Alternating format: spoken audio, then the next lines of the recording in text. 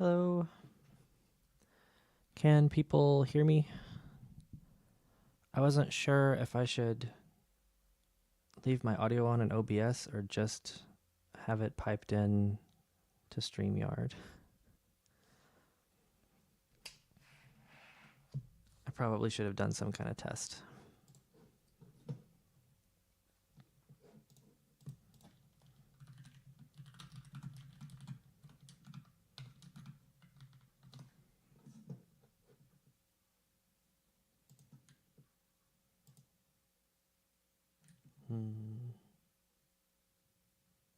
Okay, cool. So turning off my mic in OBS was the right thing. Great. So welcome. Get dizzy. So this is going to be a code stream, although I think throughout the week several of the streams ended up being code streams, like the custom character controller one with PogoCat and all that stuff. I have had a bit of a week, and I'm not as prepared for this as I wanted to be. But for the next 2 hours, we'll go through and program some stuff. So I think the title that we used on social media was Create Exciting Player Rewards in TypeScript. So for that, we could maybe look at doing like a simple cutscene, or we could look at making like a really polished like power up pickup or something. Or we could make some kind of mini game like a pachinko machine or something like that. I'm not super decided. Does anybody in the audience have a preference or request for what we go make?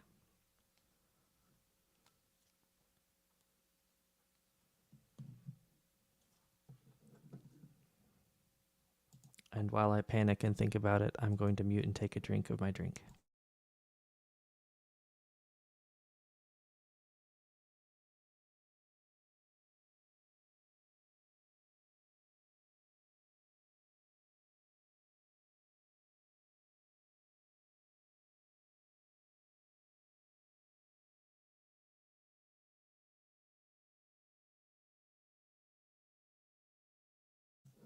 Panda anything.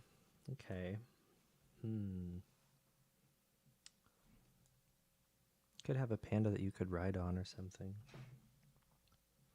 Or we could make like a panda infinite runner game. Although making that good in multiplayer is kind of hard.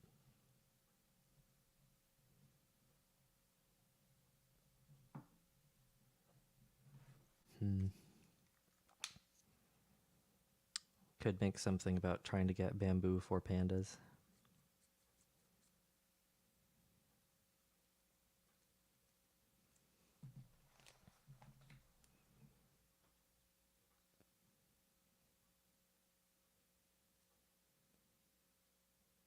We could recreate the bamboo cutting minigame from Skyward Sword, although we wouldn't have the like Metal Gear Rising Revengeance slices on the bamboo, because that's too much work.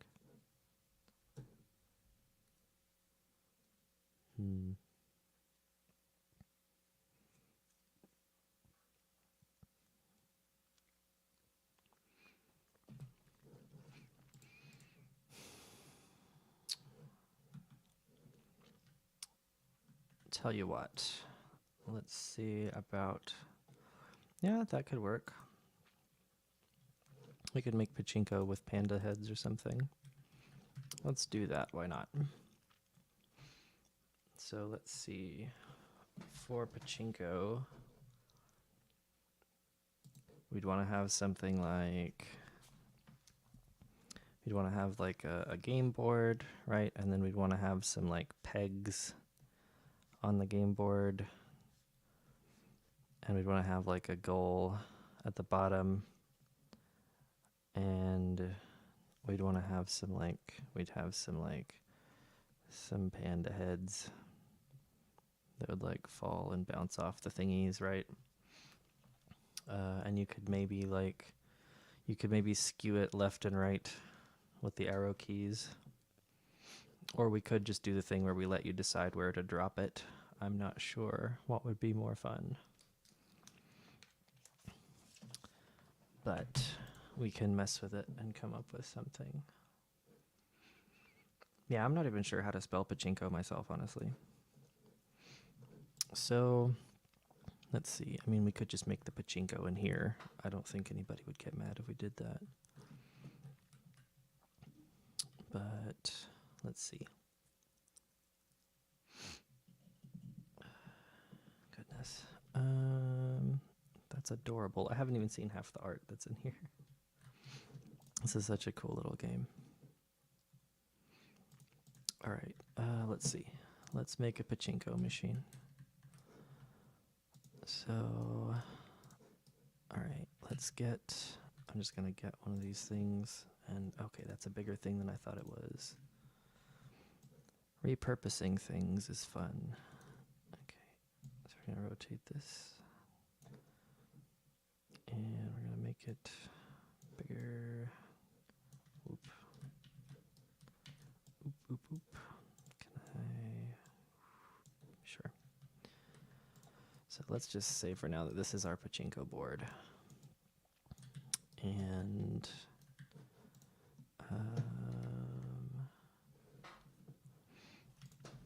we'll get something to use for a peg for the pachinko board.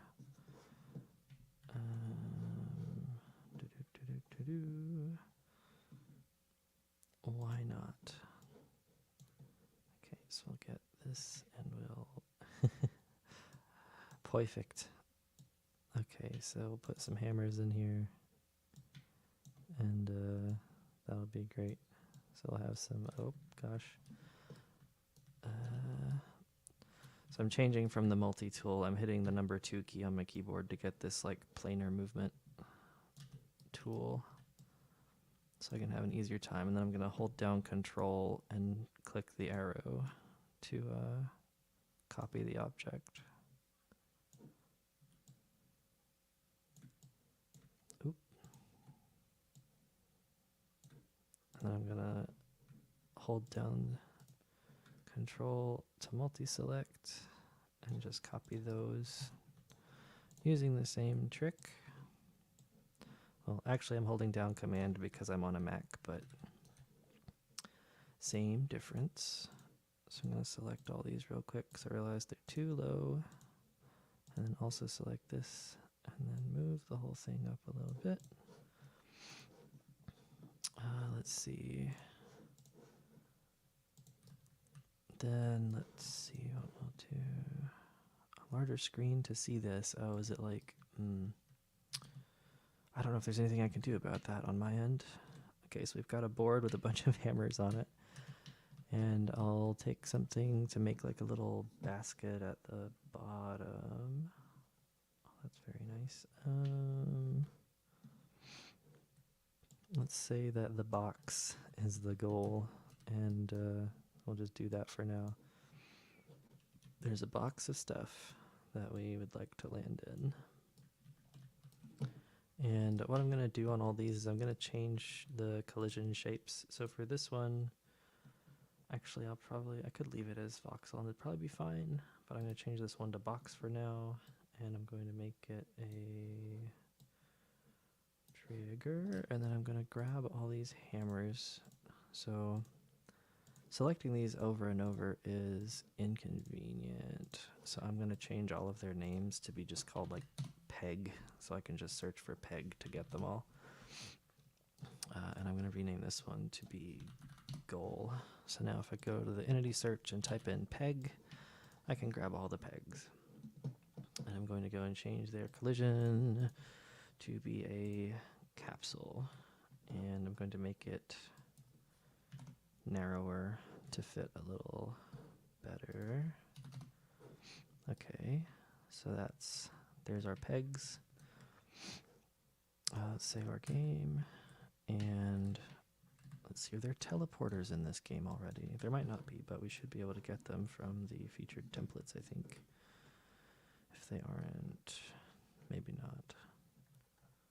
But maybe not. Well, that's fine. We'll use a trampoline instead. I just want to be able to get to the top so I can mess around up at the top. So we'll go down here to the trampoline script, and we're going to crank this up a little bit just to make sure we can get up there. Okay, that's maybe a little too much, but okay, so we can get up here, and then we've got our pegs. So let's see. We'll need, are there panda things around already? Oh my goodness, there's all kinds of panda stuff.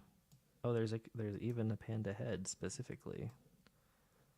I really like this sleepy panda. It's really cute. Oh my gosh. Perfect. We have panda emotes. These are great.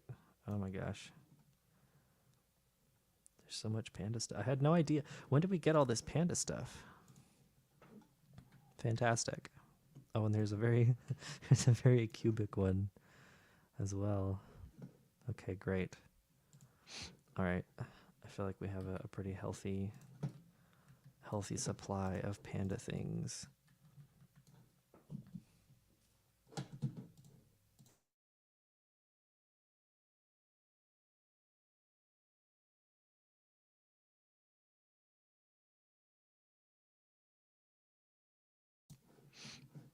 Okay, apologies if I keep sniffing, by the way. It's cold. It's a little bit cold where I am. I really like the color choices on this one where it's kind of muted. So we need something that's like relatively the same width and height, as much as this one is totally my favorite. We'll probably want this one or this one or this one to use for pachinko. This one is by far the roundest thing. So I'm going to grab all these real quick. And I'm going to change their collision shape to be a sphere. And I'm going to bring it in a little bit because we don't want the ears to really, oh gosh, we don't want the ears to really get in the way of it. That feels reasonable-ish, and we need to move it down a little bit. That's better. Maybe even make it a little bit smaller than that. Okay, great. And for this one, let's make it more like and then we'll move that one down a smidge. That seems reasonable to me. Sure, why not? The only thing about this one is where it's intended as a head, the origin is like actually like down at the bottom of this yellow box instead of being in the middle, and it would be easier to have one with it in the middle. But we can go and make a remix.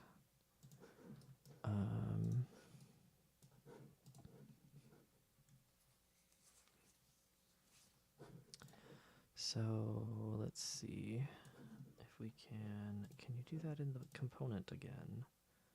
You can. Okay. So, or well, maybe you can, maybe you can't. Oh, I can't remix it. I know the creator though. I could message them on Discord. I probably shouldn't do that. Okay. What about this one? Is this one remixable? It's also not remixable. It's very cute though. Rats. Okay. Oh, maybe. That's a good idea. Boo Radley on YouTube says, can you offset the voxel object component to center the pivot? And maybe. We shall find out. So I'm going to put a script on here that will just rotate the panda so that we can check if that will do what we want. That is a good idea. And then we'll also have to offset the collider to match. But yes, that might work. So let's just get a spin script to put on here. And we will, who did I put that spin script on? Oh, this wall. That's my bad. Go away. Okay, so we've got a spin script on it. And so it is centered on the bottom. It's just not centered in the middle. So if we have So if I spin it on the x-axis, it should look wonky. Yes, okay. So we can work with that, and let's make this faster so we can see what we're doing. So let's go in the voxel object, and we'll change the offset. I'm not sure how tall this thing is, so I'm just going to kind of guess here. That seems closer. Not quite the exact spot, but that is closer. Maybe that's too much. No, it needs to be more than that, I think.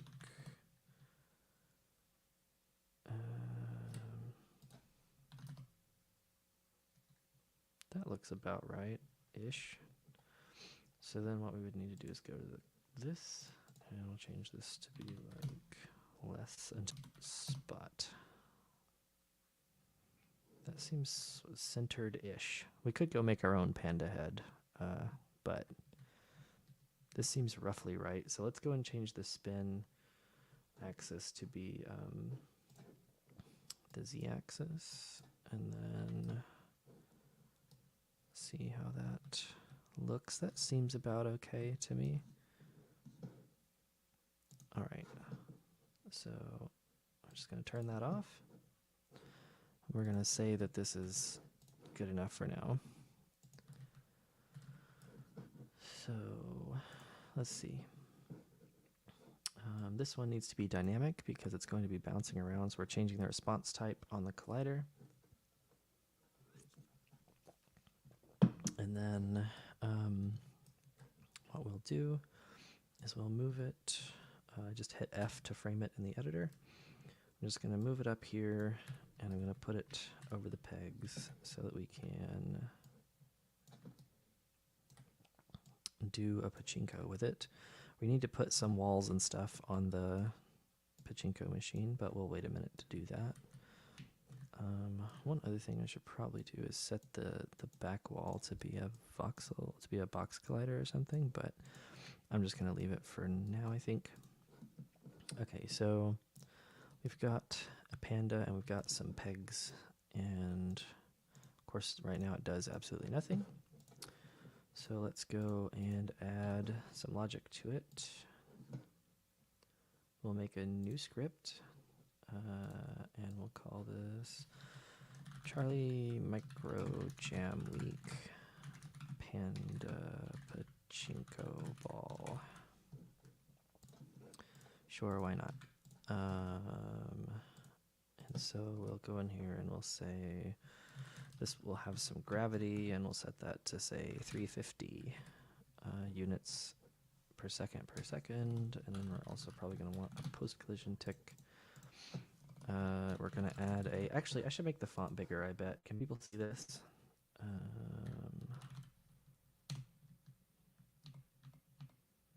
Okay, people can probably definitely see it now, hopefully. Let's see.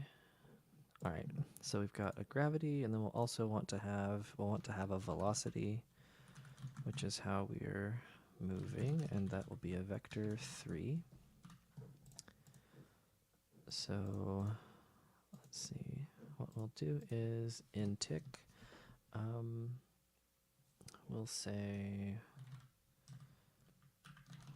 the velocity y, we're going to subtract gravity times the frame delta time.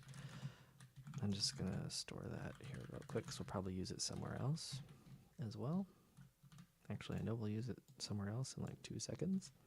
Okay, so we'll change our velocity by gravity, and then we'll say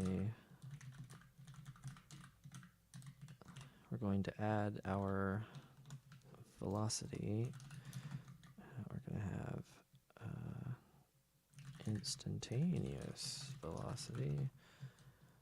Or well, we usually call it like frame velocity in our own scripts and stuff, but just to make things easy to read, that will also be a vector 3. And the reason that I'm storing these on the script is because creating objects every frame gets expensive for the browser. So we just create them once and then just reuse the same ones over and over. So we'll compute our velocity, and then what we'll do is we'll get the frame velocity by we'll get the frame velocity, we'll tell it to copy the velocity that we have, which is like per second, and then what we'll do is we'll multiply that by a scalar, which in this case is going to be how long the frame was. So what we're doing effectively is we're doing velocity times delta time, and so then we'll add that that time-stepped velocity, we'll add that to our position, and so now the bear should fall, and the bear falls.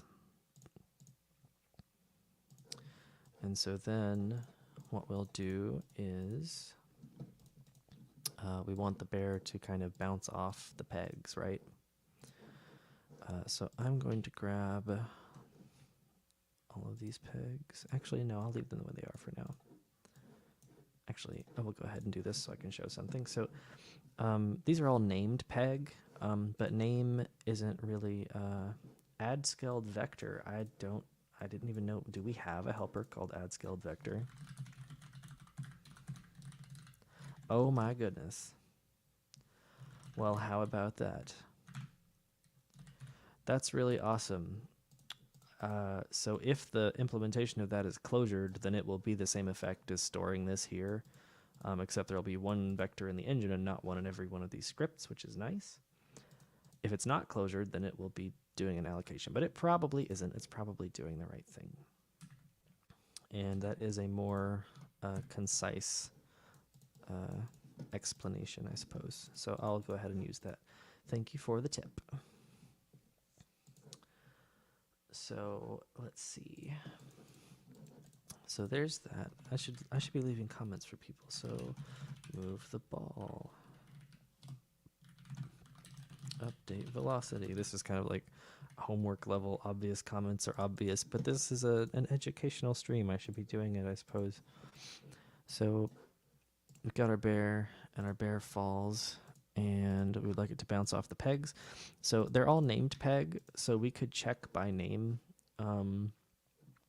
but names aren't really stable. So like if I grabbed one of these pegs and I duplicate it, the new one gets a number on the end to differentiate it, right?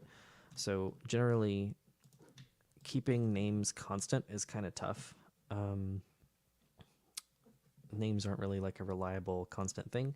So for that, what people end up doing is they will add a tag. So we can add a tag peg, and the tag peg will be on all of these. And even if we copy it and the name changes, peg will still be there. So we can rely on that being present. So let's see. So when we hit a peg, we would like to bounce off of it. So we have various collision things. So we have on collision enter, which gives you the entity that you bumped into. And we also have on collision stay and on collision exit. And then we also have on trigger enter, exit, and stay. So we've got all those things. And so let's go down here, and I'm going to add a tag to this one and call it goal. Just for later. And then here's the tricky bit. So we have on collision correction, which takes a correction vector, which is a vector 3. So collision correction is whenever we bump into something. So if we are a dynamic collider, and this is, whenever it hits something and intersects with it, then the engine will push it back out of the thing it intersected with. And the vector that does the pushing out is called the correction vector. And so this script function will be called and given that correction vector. So we could use this to, for the like bouncing off the pegs part. The difficult thing about it is this callback doesn't tell you what collider or what entity the correction vector is for. So you usually end up having to do some other logic to figure out what you want to do with the information that the correction vector is actually giving you. So I'm going to cheat a little bit, I think. So what we actually want, right, is we want each one of these pegs to, oh my God, go away. What we actually want, we have these set as capsules, right? And the way that we want this to work is what we want is to consider there to be a line going up the middle of this capsule from base to tip. And whenever the panda comes down and, oh gosh, intersects with one of these capsules, right, we want to get, I have a sketch pad, what am I doing? Okay, so we've got the peg and we've got the panda. And so what we want to be able to do is we want to be able to come in here and we want to get the angle. We want to get this angle so that we know the direction to push the panda back out in to like make it bounce off, right? So like if this is the panda, that's a great panda, it's perfect. I'll hear no complaints. And the panda is moving this direction. Then if the panda hits the peg, right? If the panda hits here, we want the panda to bounce off. So we want to reflect this vector off of the normal of this, which is like coming out this way, right? And it wants to bounce off in this direction. So let's see how to do that concisely with the tools that we have. On collision enter has a second parameter that has the correction vector in it. Okay, that's rad. That actually is exactly what we need. This is great. People who are like more familiar and less beat down can tell me all the new APIs that I don't know about.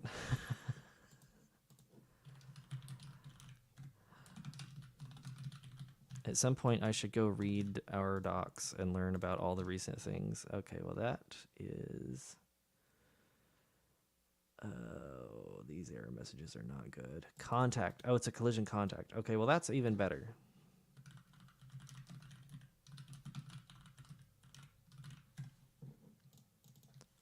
Perfect.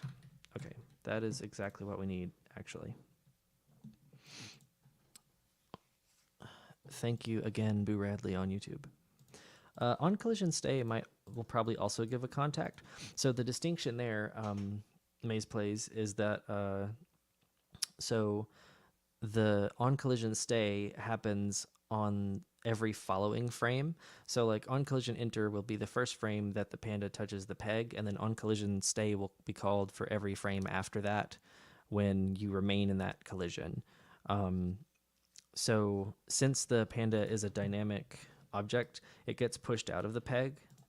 And so we want to just bounce on that frame.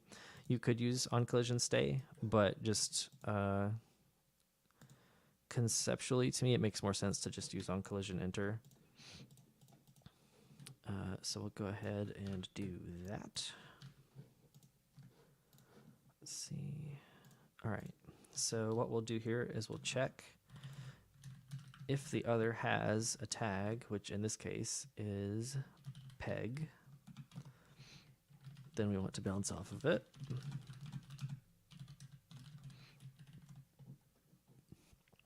So if the other is a peg, then what we'll do is we'll take, let's see, the contact should have a normal, and it does.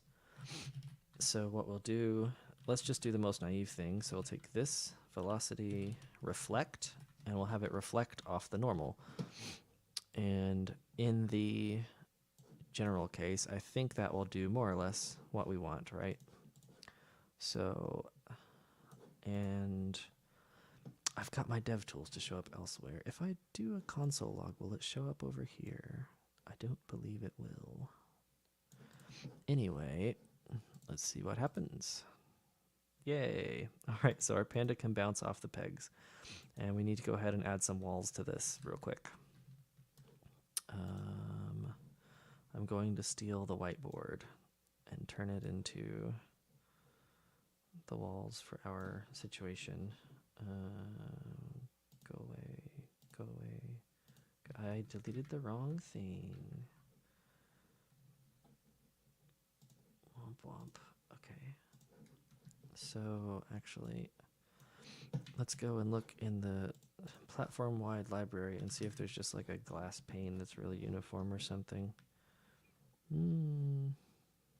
Not especially, but that's okay. Oh, what a very nice bottle. It's a very pretty bottle.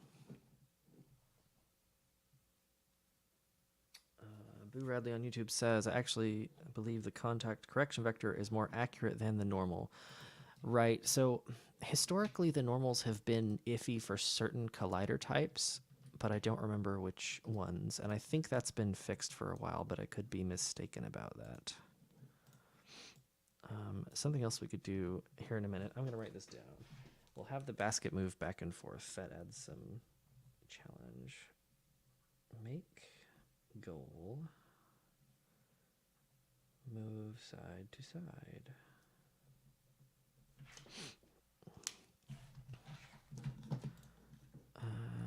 Let's see.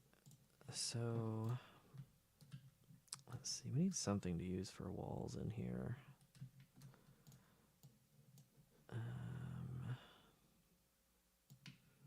So we're just going to lay this down and stand it up that way, and then the problem is it's going to be way too long for the thing.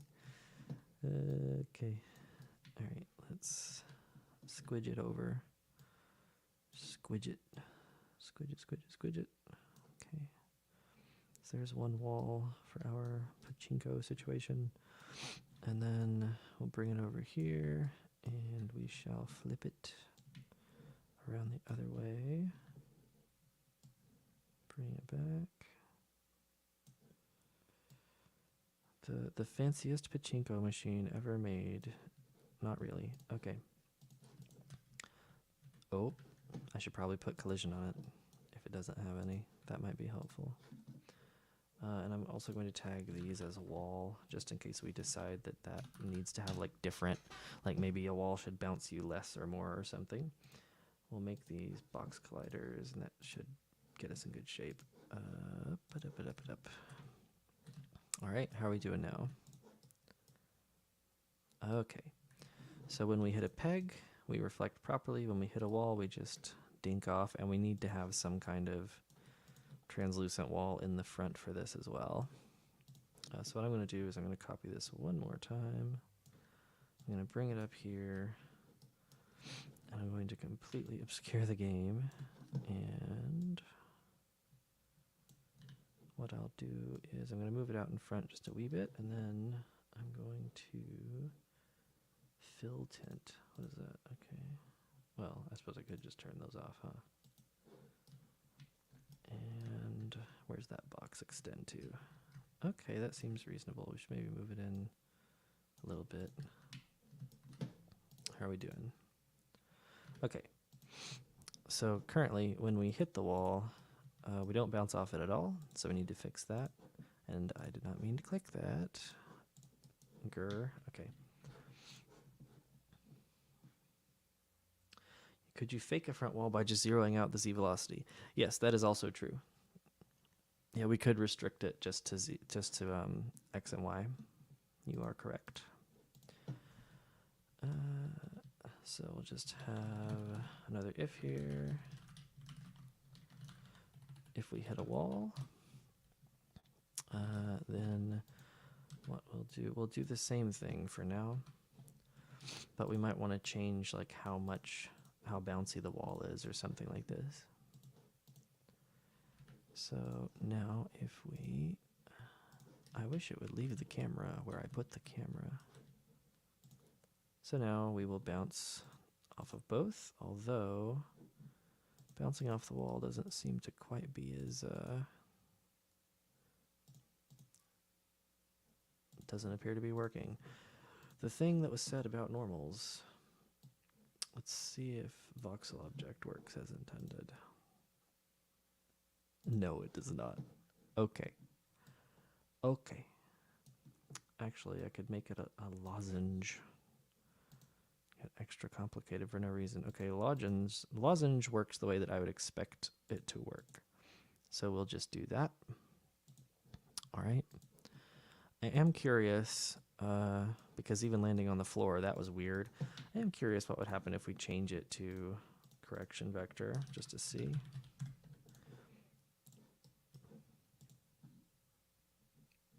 Okay, that's not what I expected at all. Right, we'd have to normalize it. Duh, sorry. We'd have to normalize the correction vector. And I don't know if normalizing it here is actually safe, but we'll find out. I assume it gives us a copy. It does. Okay. That that does look more accurate, actually. Oh, come on, man. The thing is, though, we really do want the normal because the correction vector could be smaller than we expect or larger than we expect. Because, like, the normal is the actual information that we actually, oh, wow, that we actually want. But that is a little bit, that is funny. That is something. All right, let me put it back really quick here for comparison. Maybe it's fine. What's extra funny about this is that I don't do any RNG anything. It's just different every time anyway. Who needs determinism to make a video game, am I right? All right. So that's that.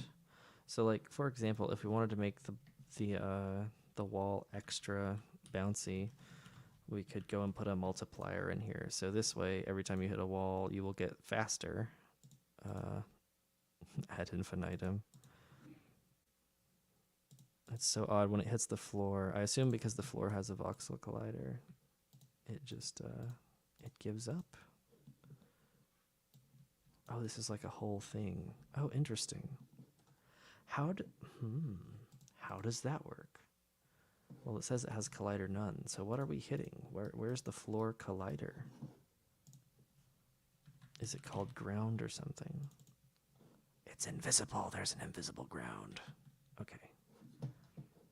Okay, interesting. And it's a box collider, which, as we all know, means that the normal is wrong. Okay, great. If I can get the panda to the ground so we can check it. It's interesting that this is now happening like every time. Come on, just thread the needle. Get down there. Okay. All right, so it does seem to bounce off the floor now, although it gets into this really awkward state. Right, this wall shouldn't be tagged as a wall. Where is the... I can't select it anymore. Oh no. Or can I? I cannot.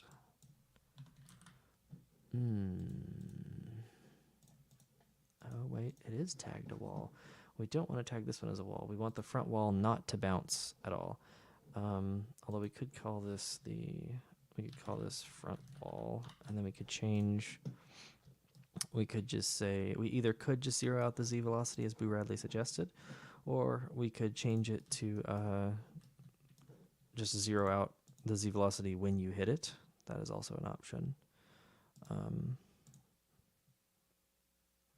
Okay, it is bouncy chaos. The only thing is, so that's something to consider. So if the panda is falling down and it hits a normal that should give it z velocity, do we just project that? Do we project whatever portion of the z velocity like back onto x or something to compensate, or do we just disregard that part of the velocity? That's an important question.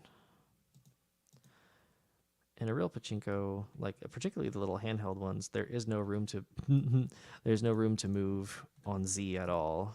The thing just like fits smoothly into. There's like barely enough room for it to fall, right? So in a real pachinko machine, the actual object is restricted on Z, quote unquote, as much as possible. So we could try doing something like that here, where we just really precisely try to fit it in. but then we do still see how it's kind of climbing. It's ricocheting and it's gaining it's gaining velocity because we put this multiply in here. And so it will eventually just clip out and go crazy.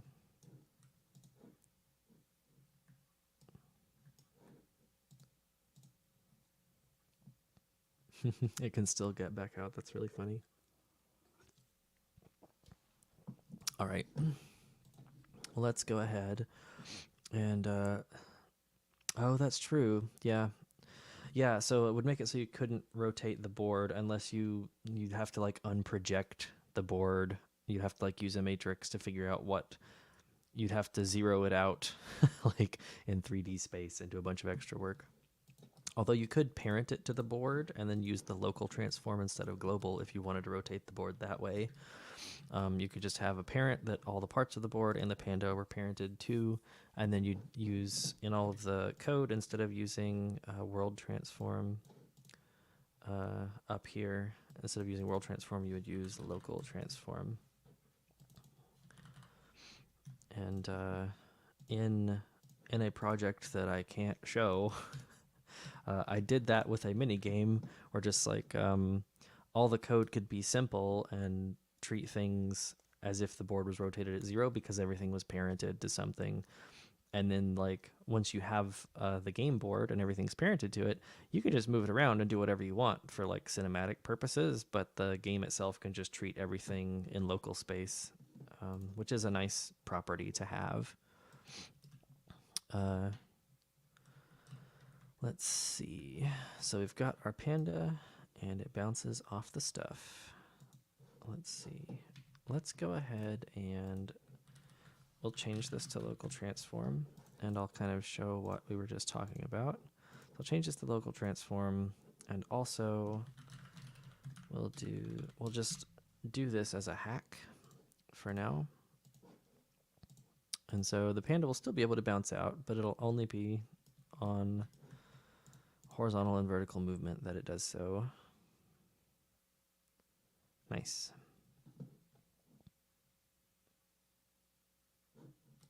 Which has the added funny thing of it's just, it can just infinitely, whoa, okay. That was something. How did that happen? I will be back in about 5 seconds. I need to let my dog in out of the cold.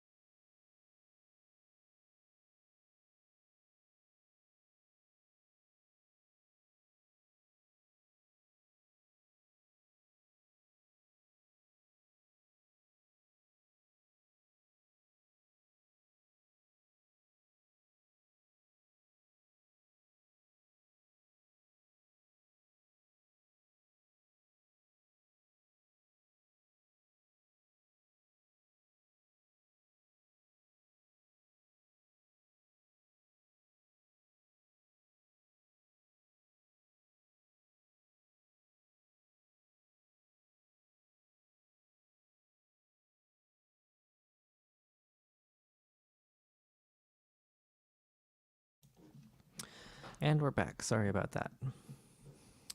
So let's see. We've got our panda. It bounces around, and it eventually goes nuts for reasons unclear to me.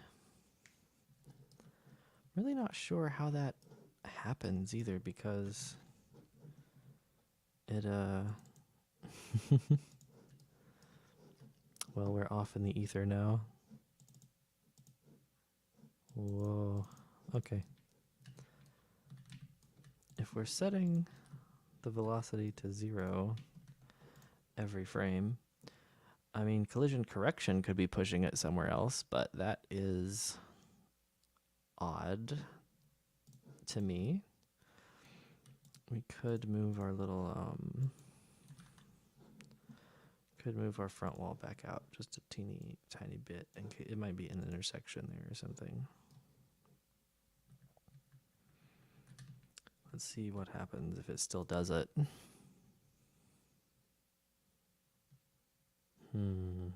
It does. That's so odd, and it's always when it's touching this. But this is a trigger. This is not anything. That is so strange.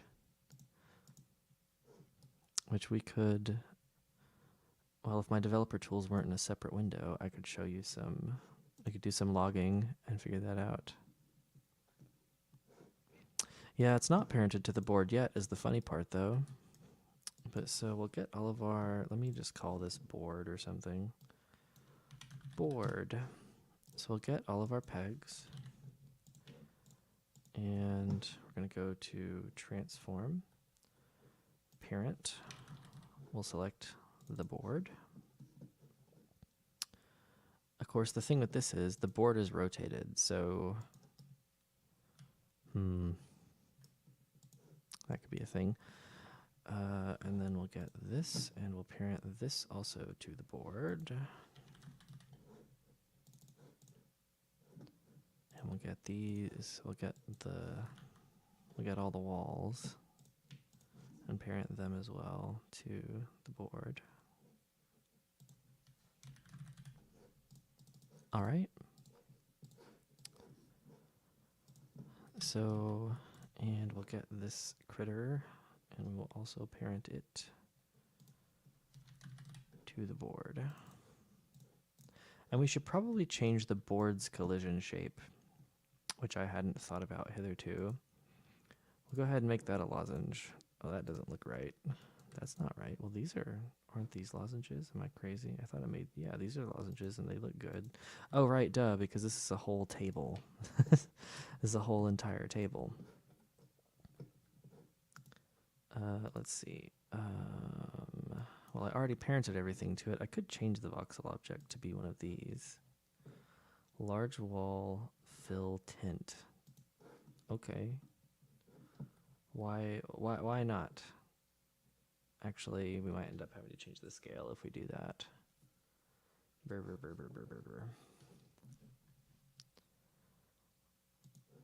We'll just mess with the collision shape. Okay, so let's see, width, radius. Okay, the depth, we only want to be like some tiny amount, I think.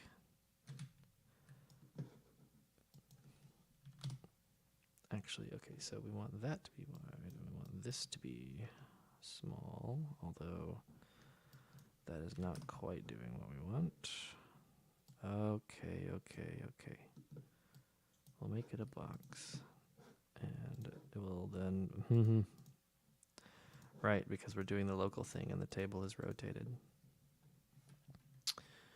All right, let's forget the parenting thing. I would need to make an upright board for a start. Or would need to do some matrix math to like change my velocity and stuff to like everything match correctly. So we are going to scratch that idea for now because it is a rabbit hole. Get rid of the parent on that. Get the goal. Get rid of the parent on the goal. And things should be back the way they were. And they are a bit janky, but okay. I will move this out of the board, actually. Okay, so let's see. Let's have the goal move back and forth a little bit. So what we'll do is okay, let's find a hand. Let's find like a hand in here somewhere. Preferably like a grabby hand. Okay, not that grabby hand. That one's creepy.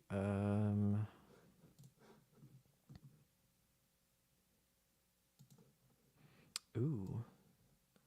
Is this the Mephidra hand? It looks like the Mephidra hand. That's perfect. We're going to use this hand.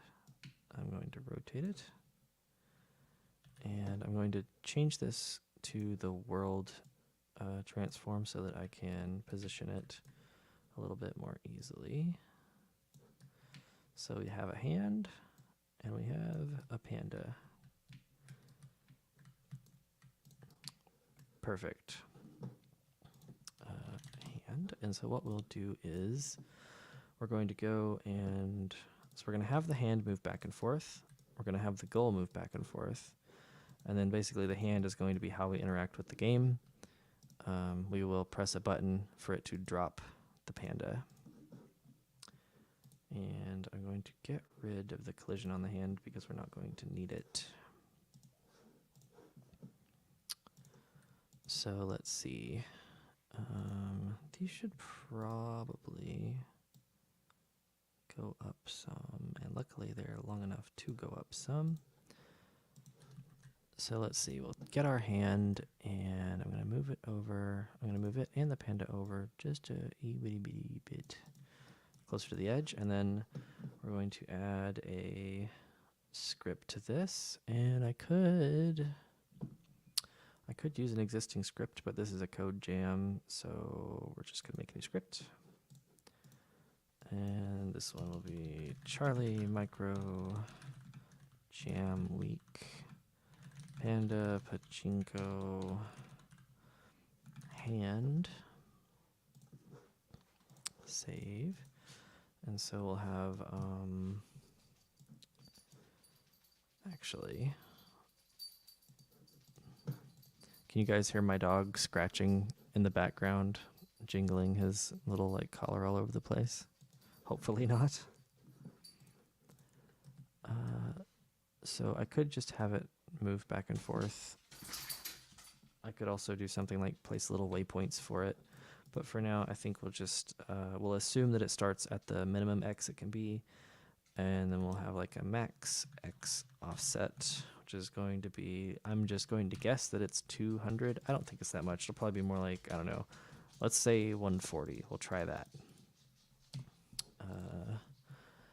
And so what we'll do is we'll have timer started. And so this timer started. It's going to be this.game.frameTime. And then what we'll do is we'll set the period to be like, I don't know, 5 seconds. And so then we'll do something like, we'll also have start pause. So we're going to store the position in here that we started at. Okay, so we'll do that. And then what we'll do is we'll say this entity world transform position. We're going to copy this dot start pause. And then, well, actually what we could do, we'll be even lazier about this. This dot impause, copy this dot start pause, and then we'll say this impause x plus equals this max x offset. And then what we'll do is we'll change, instead of copy, this will be lerp vectors, this start pause and this end pause, and the time, we'll have to go give it a time. So we'll say that t is going to be, so we'll say elapsed is going to be this.game.frameTime minus this.timer started. And then t is going to be elapsed modulo the period. So what this will do is create a loop between 0 and 5. It'll go from 0 up to 5 and then loop around to 0 again, over and over forever. And then we'll divide that by the period. So if you set the period to 0, the game will crash. So now let's hit play, and there goes our hand, and it will loop. Yep, okay. So 1, I think this is a bit too long, and this is a bit too long too. Okay, so there it goes. Oop. Okay, even still two. Is it like exactly 100 basically? Okay, that's really funny.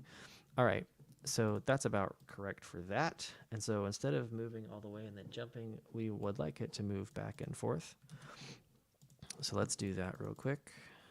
So there's the elapsed, and so then we get t. And so then what we want to do, let's see. So we want to, if t is less than 0.5, and then we'll have an else. We could do this more gracefully. Actually, tell you what we'll do. We'll do this multiplied by 2, and then t is going to be math.sine math.pi times cycle. So now it should go back and forth. Oh, I messed that up. Right, because the negative one. Okay, so plus 1 divided by 2. It's a super common trick, by the way. All right, so now the hand goes back and forth in a smooth motion over 3 seconds. We can come in here and change that to be 5 seconds, and it goes slower. We can change to 1 second, and it goes wicked fast. Of course, it's getting the new start position every time, so it's like being nudged every time I change it. But so there we go, and it's correct. And that's not so bad. Let's see. So now that we've done that, now we've got the hand that moves back and forth. We would like to have it hold the panda head until you press a button, and then we would like it to drop it. So to do that, what I'm going to do is I'm going to add some states to these things.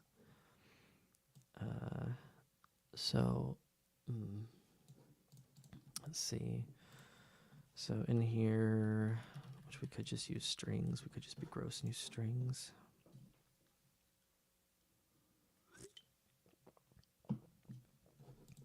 Or we could use an enum. We could use a not very useful in TypeScript enum. I don't think you're allowed to have an anonymous enum. You're sure not. Okay.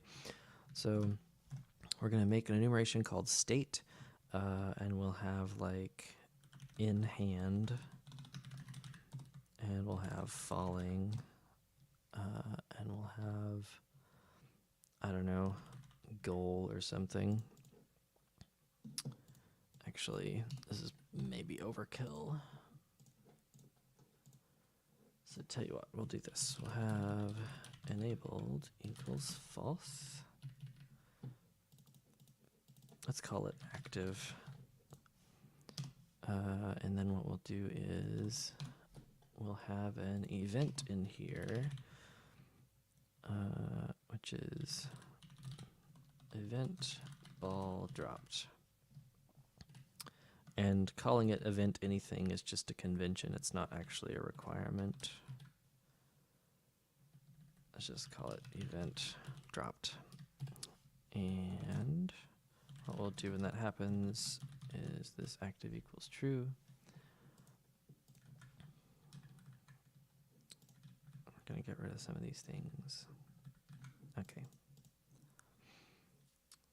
And we're going to change this to an or.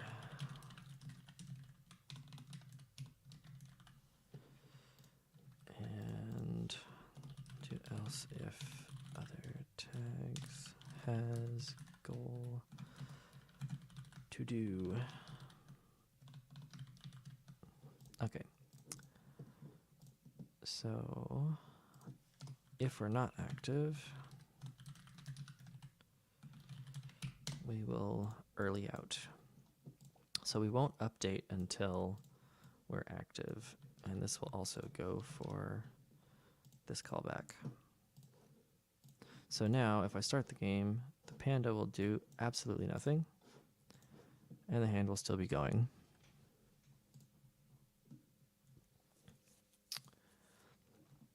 So what we'll do is here at the start, we could just parent the panda to the hand. That is an option. I'm going to change this back to world transform before I forget and it bites me. So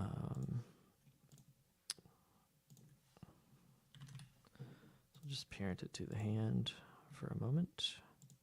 And what we'll also do is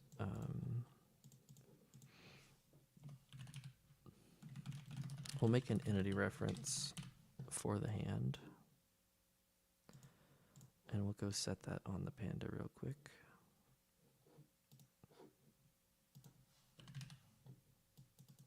I don't know if we'll end up using that, but we'll see. So we've got that.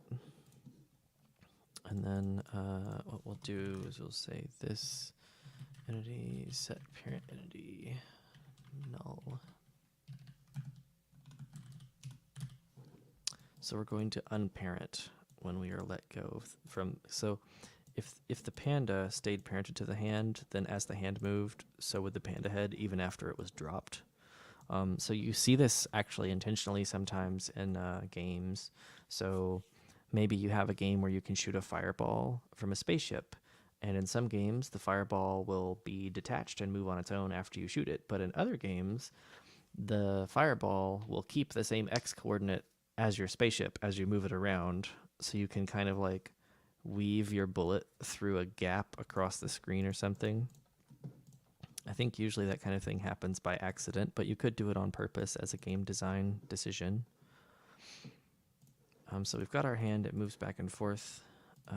We'll have, let's see, private has panda equals false. And over here, what we will do is, let me see. Actually, should probably start as true, right? And then, let's see. So let's just check an input in here. This is so naive. If this has panda and input controls action 1, which may or may not be this space bar. Is there not, can I, oh, wait a minute. Oh, okay, I can only do that for, okay, well, we'll do that. Let's say when you hit the space bar, it's weird that it's space bar and not just space, because every single UI, anything I've ever used that has the keys enumerated in it, it's called space. Like a tractor beam. Yeah, like a tractor beam, exactly. The bullets thing, totally. It is like a tractor beam. So like you shoot your Mega Man lemons or whatever, and then they just like stay in line with you.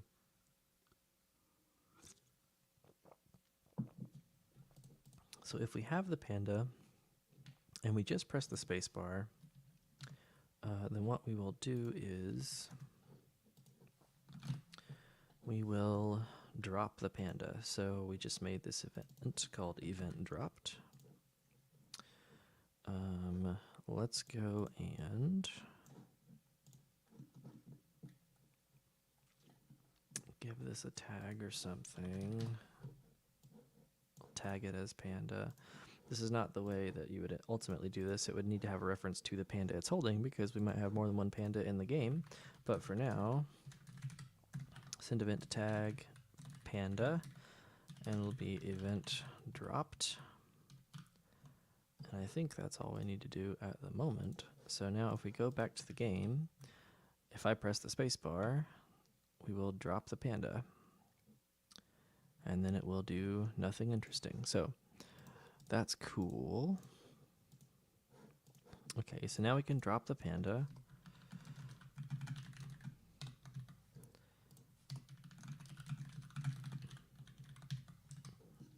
So now let's see. So let's go ahead, let's do a brief detour and make the goal move back and forth. And actually, we're going to change the collider of this. We only want it to count if you hit the top of the goal, right? You want to get in the box. So we're going to change it. We're going to move this collider up so that you'll only hit it if you hit the top of the box. So the width should be a lot lower. Radius should also be a lot lower. Depth, they should all be tiny. Let's go ahead and just make it a sphere, actually. I'll just make it a sphere, and then we'll make it a small sphere. Radius should only be like, I don't know, let's make it small. And then we will move it up like this, and then we'll make it maybe a little bit bigger than that. Maybe that's a little too unforgiving. That seems reasonable to me. So if you hit this little blue sphere, that will count as winning. We should maybe make it wider a wee bit. Maybe just okay, that's too much. That's too much. Let's see. Okay, that'll work. And then we'll just move it down a little bit. That seems all right. So if you hit that, you will win. And we need to make another collider down here on the floor that will make you lose. So I'm stealing this desk. Oh, I thought I was stealing the desk. Okay, so I'm stealing this desk. I'm going to scale it up to fit across the floor of the thing. I'm going to move it a little bit. Okay, it's rotated, but that's fine. We don't care. It's a box, which I think is going to be fine. So we're going to put it like right here. And what we shall do is we're going to call this kill box. And we're going to make it invisible, and it's going to be a trigger. So there is our magical kill box trigger. Save our game. So what we'll do is, if we hit the goal, we want to win, and if we hit the kill box, we want to lose and go back to the hand. So else if other tags has kill box, then we'll add another to do here first of all. Okay, so currently we can drop the panda and nothing happens. If we hit this kill box, we would like to go back to the hand. So this game, or well, here's what we'll do. This game send event to tag hand event take ball, and we'll pass in our entity because it's the ball, right? So then we'll go over to the hand and we'll add this event. And then what we'll do is, so we'll do this. So we'll say this ball set ball. So now we'll take the ball, and then we can get rid of this has panda, because instead of has panda, we just say if this dot ball exists. And then here when we drop this, we will set this dot ball to null. So that should, of course, the only thing now is, oh, we don't have a ball at the start, right? So how will we get the panda in our hand? So like if I start the game now, I can't drop the panda because the hand doesn't know that it has it. So what we will do instead is,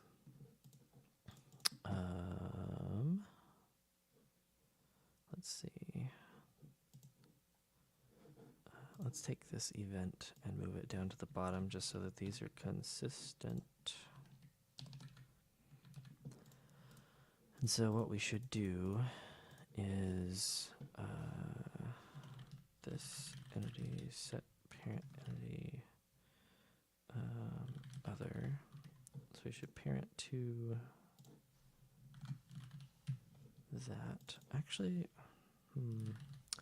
what happens if we say false? Well, we'll deal with this in a second. We need to just do this startup first. So in start, well, I wonder what the relative offset is of the panda to the hand right now, because we'll need to replicate that. We actually don't want to have this hand reference in here either.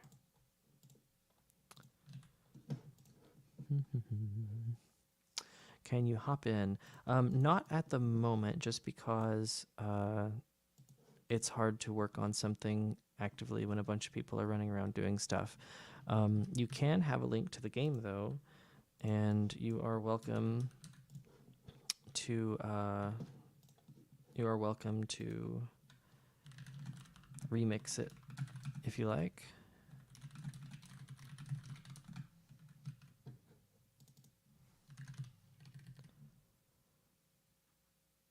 So I'll post that real quick. So I'm posting a link to the game if folks would like to remix it. You have to make an account to remix it, but you can go ahead and check it out. And wow, that really didn't post very pretty. But anyway, you can come play the same game. It won't be in multiplayer, just because it would be really hard for me to program the game with people live editing it. And I would also be constantly stopping and starting the game and driving everyone else crazy, so apologies for that. But you can remix it and follow along if you like. Let's see. So when the game starts, we should, did we call it ball or panda or something? What did we do? We gave it a panda tag. Let's just call it a ball instead. And then what we will do is on the hand,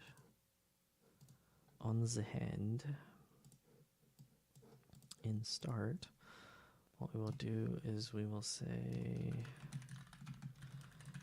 we'll get entities by a tag, ball. Actually, we can do this even simpler. Say this game send event tag ball event taken. So we'll do that. And so we'll go and add an event to the ball called event taken, and then we'll pass in ourselves. Whoop. And then what we'll do is we'll say this active equals false. This set parent entity to the hand. And we won't preserve our thing. So then in here in take ball, where's take ball? There it is. Send event, well, we'll say ball send event taken. Oop. Okay. So now I think we should have a complete loop, sort of. So we've got the panda, and I still can't drop it. I goofed somewhere. Event taken, this entity, and then event taken, right. So wait, are we doing that at the,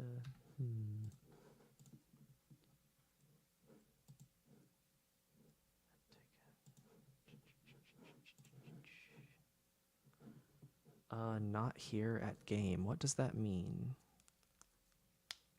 Someone on YouTube says, not here at game.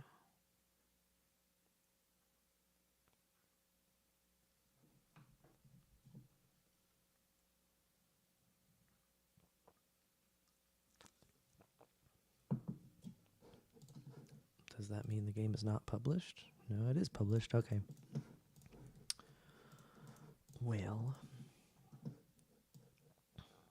let's see. Let's just go ahead and do this. And we'll call this start ball. Because I'm not caffeinated enough. find the ball, grab it. And so we'll say if this start ball exists, then we'll say this start ball get send event event taken this entity. Actually, no, we need to go a little bit further than that. And we'll say this ball set this start ball. Okay.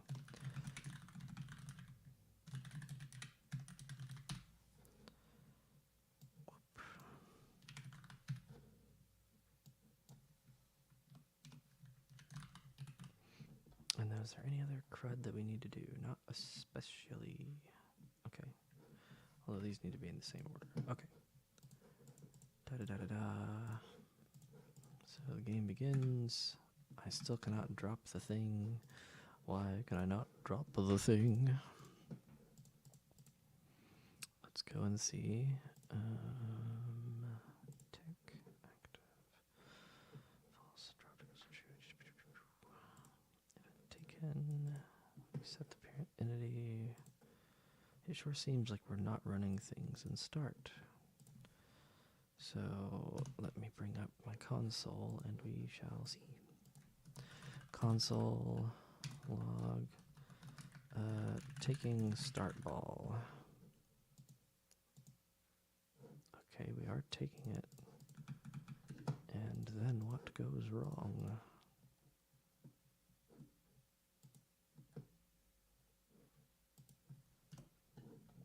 Event taken.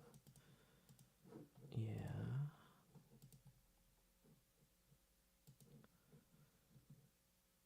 Oh, right. Ha ha ha ha ha.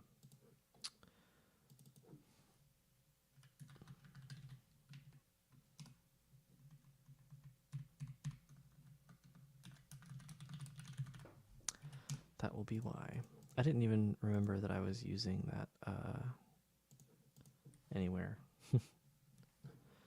Also, the type information is wonky. Oh, no, it's not. There we go. Okay.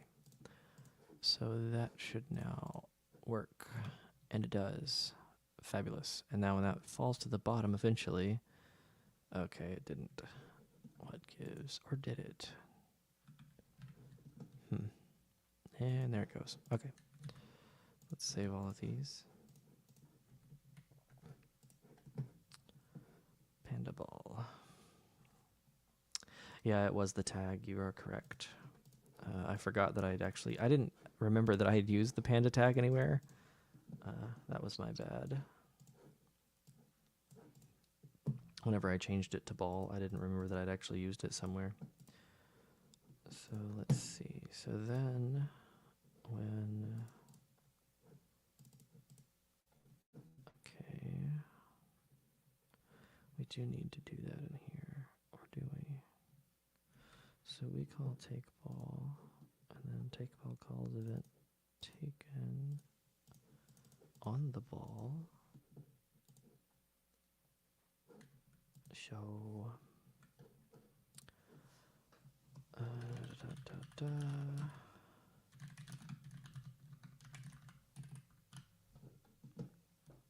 and let's see.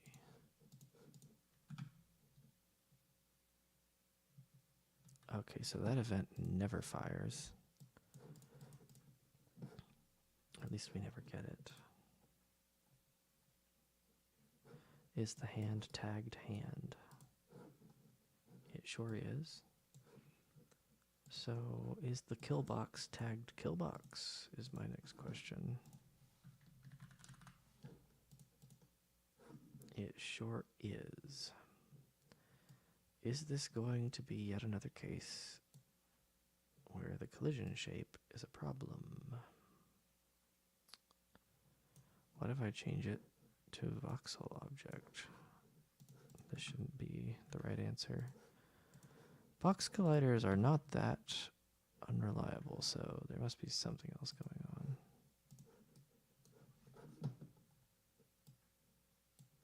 Box.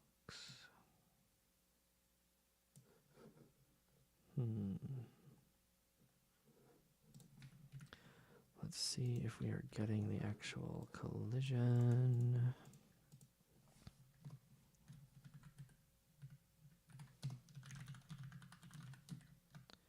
Hit the kill box.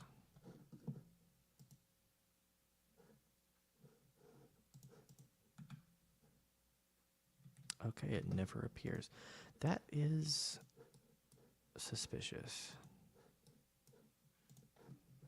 That is very sussy to me. What is the deal? I'm not crazy about the tag. Yeah, the tag is correct.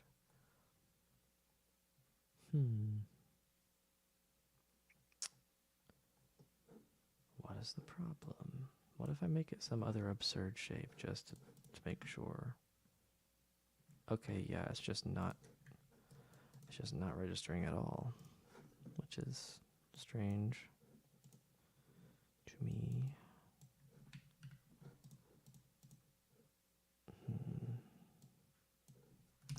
Get rid of these else ifs, and we could just put returns in here to keep things a little bit flat, but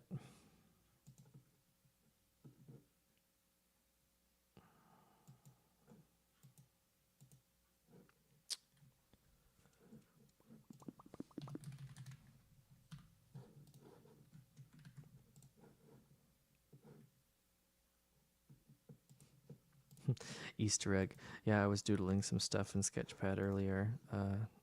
Orsinus or Orcanus, I'm not sure how to pronounce that. I assume Orsinus is correct, but you can tell me if it isn't. Okay. This is definitely going to be one of those occasions where somebody is streaming and they realize after 15 minutes that they made a really stupid mistake. Hello, Squid Kid. Welcome to the stream.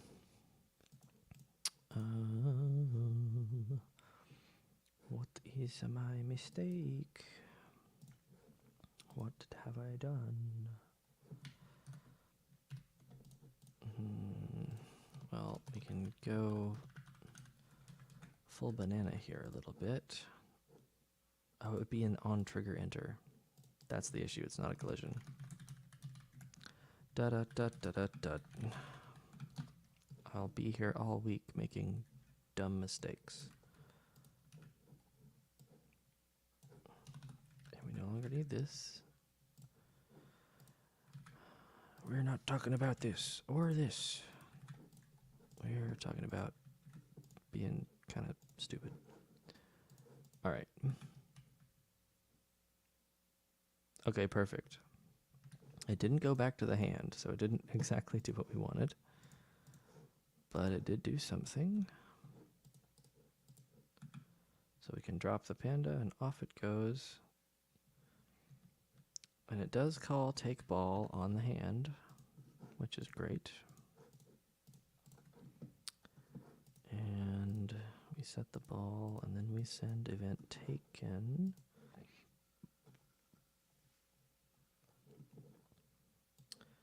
And that should stick it back in the hand. So let's go and see where it's actually ending up. Because I know we'll need to like do a little bit of effort here, but where are we? Okay, so we are here. We are parented to the hand. We're just way, way off. So what we'll do for this is we will have in hand transform. It's going to be a new transform. And what we're going to do in start, since we always are starting in the hand, this in hand transform, copy this entity local transform. And then what we shall do when we do this is we'll say this entity local transform, copy this in hand transform. So whenever we are put back in the hand, we're going to copy our initial value because we know that it's actually right. And that should put us back in the hand. Oh my goodness. Yay. All right. We need to reset our velocity. As you can see, the panda gets faster and crazier and there it goes. Every single time. I forgot the invisible ground. I expected it to keep going. That's really funny. Okay. So now what we need to do is when we are taken, not only do we need to set this active to false, we also need to set our velocity to 0. So we'll do that. And now if we do it again. Okay. So now, oh my goodness, that was way more dramatic than it needed to be. All right, so we can drop the panda. It gets put back in the hand, and we can drop it again. Yippee. All right. So let's grab the, I notice this is way higher above the floor than it needs to actually be, so I'm going to move that. I'm going to squidge it down just a little bit and save. A panda in the hand is worth 2 in the box, says Maze Plays. Yeah, you are correct. A panda in the zoo is worth 2 in the wild, because in the zoo they can force them to reproduce and they won't go extinct as fast. Apparently that's like a whole thing with pandas for some reason. Probably not a good topic for this stream. So let's see. Next, I suppose what we should do is we should get the goal to work. Why does it disappear so early? It feels like it really doesn't get that far. But let's see. So let's have the goal move back and forth. And again, it's a code stream, so we'll just make a new script for that. And I'm going to be extra lazy.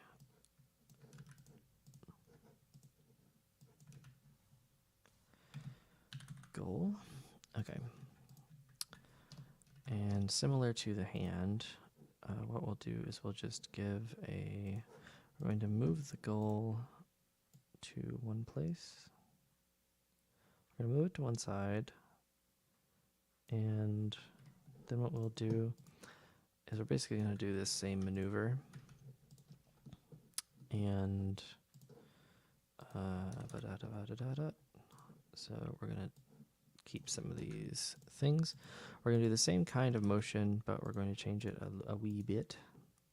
So in start, we need to set up all this stuff. Same as in there. And then also, we need to move back and forth, same as in there. And so if we just start, that should behave similar to the hand, and it does. Except with the goal, we probably want it to go slower. And we can have it start at a random part of the thing. So what we can do is we can add to this, and we can say random, and we can get a number in range where the lower number is 0 and the higher number is the period. So what this will do is it will start, every time the game starts, they'll start the goal in some part of the cycle. Just a random part of the cycle. That doesn't really matter, and actually, just from a design perspective, you probably wouldn't want to do that. But I'm doing it to just be like, here's how you would do that. Here's how you would pick a random number. Okay, so we got our panda, and it falls down, and we get to drop it again.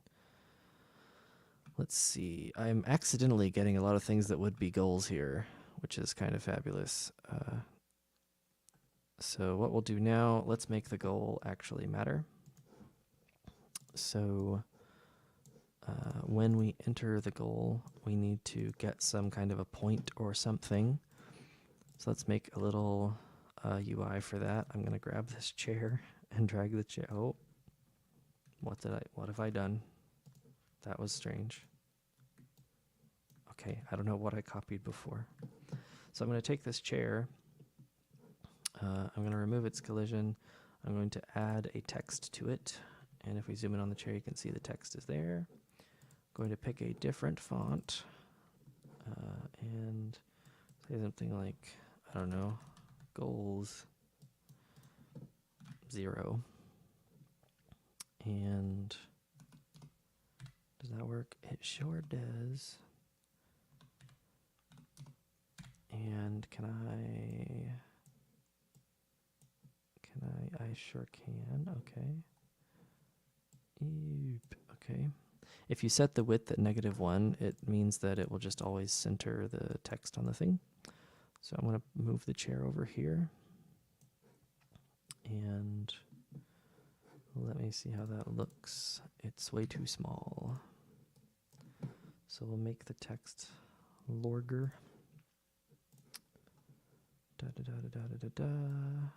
Larger text. And the text faces the camera, which is probably fine. Let's put a bit of a background on it. Not a white background because it's way too loud. Let's try to approximate a dot big bang orange. I don't have the hex code handy. I'm sorry. Or I would get the actual one. Well, how did I do that? Okay. And yeah, I feel like the background should be a little more like padded. Okay. Should we make it translucent? That looks okay. I feel like we should have it not face the camera, and then we should rotate the chair to make it look nice. Track camera, no. And then what we'll do is we'll just rotate the chair to make it look. Okay, so now we've got a little scoreboard, which is nice. And we'll move our little chair over just a smidge you over there. Okay. So we've got a thing, and now we need to actually count the goals. So what we will do is we'll take our chair that is the goals. I'm going to call it goals. And for the tags, I'm going to call it goals as well. Boo Radley on YouTube says, more text component pro tips, please. I don't know if I have any others. That is the one thing, the width -1 is the one real pro tip I have. It's very useful.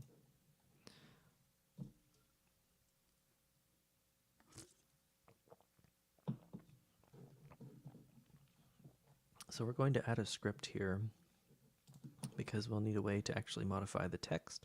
So we're going to add a new script. And this one is going to be called, my script names are too long is what it's going to be called. We're going to call this one goals. And so we'll have how many goals you have, 0. And we're going to have the text component.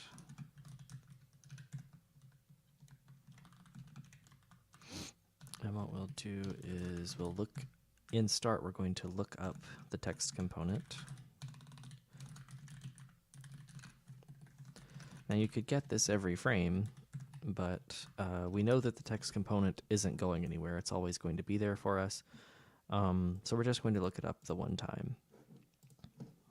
And then what we'll do is we'll add an event, which is event goal. And we will do this, goals plus equals 1. And oh my goodness, my fingers. Okay. And then what we'll do is if we did have that text component, then we will set the text. And I'm going to do something called a template string. And a template string uses the backtick, which is the same key on an ANSI keyboard and an ANSI layout keyboard. This is the same key as the tilde. You use 2 backticks to make a template string.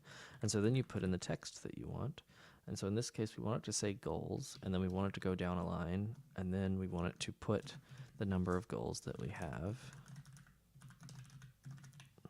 And we want it not to have a fractional part. It shouldn't, but actually, since it should just be an integer, I don't think we have to do that. So this looks a bit weird, right? Another way that you could write this would be, if you wanted to write it in a way that didn't mess up your code formatting so much, you could do something like this.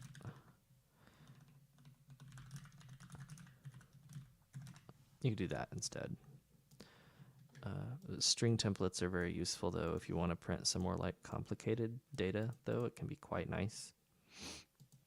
And a hack, if you wanted to have a new line here without having to do this literal new line that's kind of ugly, another way you could do it, and this is so silly, but another way you could do it is you can embed a regular string with a new line in it inside the template string, like that. And I do this more than I would care to admit. It actually is really convenient to have a template string and be able to embed things like this, but also be able to have a new line without it being a big pain, without having it make your code ugly. This is, of course, more expensive than doing it this way. And I think both of these, I don't know if a template string is more or less expensive than doing a string addition. But in this case, as far as it goes, I think doing the string addition is probably the most obvious, like, simplest way to write this in terms of readability. But yeah, so the main distinction is that a string template, things like new lines and tab characters and stuff, are literal parts of it, which is why, so like, for example, if I wrote this like this, if I wrote this way, then what would happen is all of these spaces are actually a part of the string, because everything inside the two backticks is literal. So all of these spaces would end up in here, so the 0 would be like way over somewhere else. And after we actually hook up the events, I will show you guys that. But so in the meantime, I will leave this one.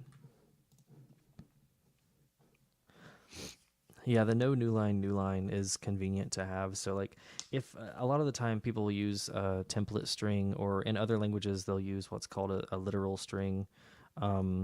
If you wanted to embed some code in your program for another link, so like if I wanted to have like a WebGL shader or something, I could write it inside one of these template strings, and I could just write it as normal code. Or if I wanted to write some HTML wow, my Southern came out, some HTML, I could do it like this. I could do this, I could do that, and then I could say, in here I could have like some stuff, and I could just go nuts in here.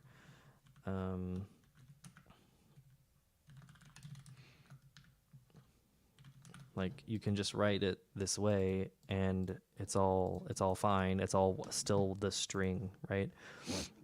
So that's one of the benefits of having this. And in other languages, like you have either they're usually called raw strings in other languages, and I think JavaScript might have a raw string. I'm not sure. String.raw. I think that's probably something else. Oh, no? Okay. So yeah, but it also uses the backticks. So, yeah, it's just the backtick. What's the difference? Okay, it's a tag function of template literals. Okay, so it's doing the same thing as the backticks, seemingly. Interesting. So yeah. So doing the backticks, I think, is a shortcut for string.raw. And in other languages, there are different ways to do a raw strings. Like C++ has a version, Python has a version, Nim has a version, lots of languages have it. C doesn't have a version, but you can do a hack with a template, a macro, I should say. I'm not going to show that here because children are watching this, but I use it a lot. So let's see.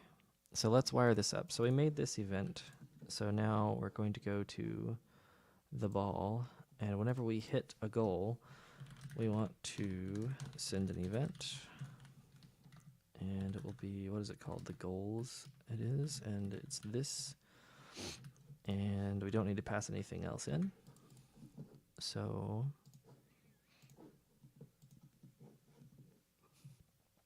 now if we hit the goal, we should, we got a point. Fantastic. Oh, we missed that time. Okay. Oh, come on. Don't embarrass me in front of the people. We did make this a little bit hard. Okay, so it is working. So now I'll show you guys the other version, the other versions of the string stuff. So if I come over here, so this works as we expect. So now I'll show you what happens with all of these spaces in here. Oh, okay. So does it, so that is not, it is not that the spaces are not there.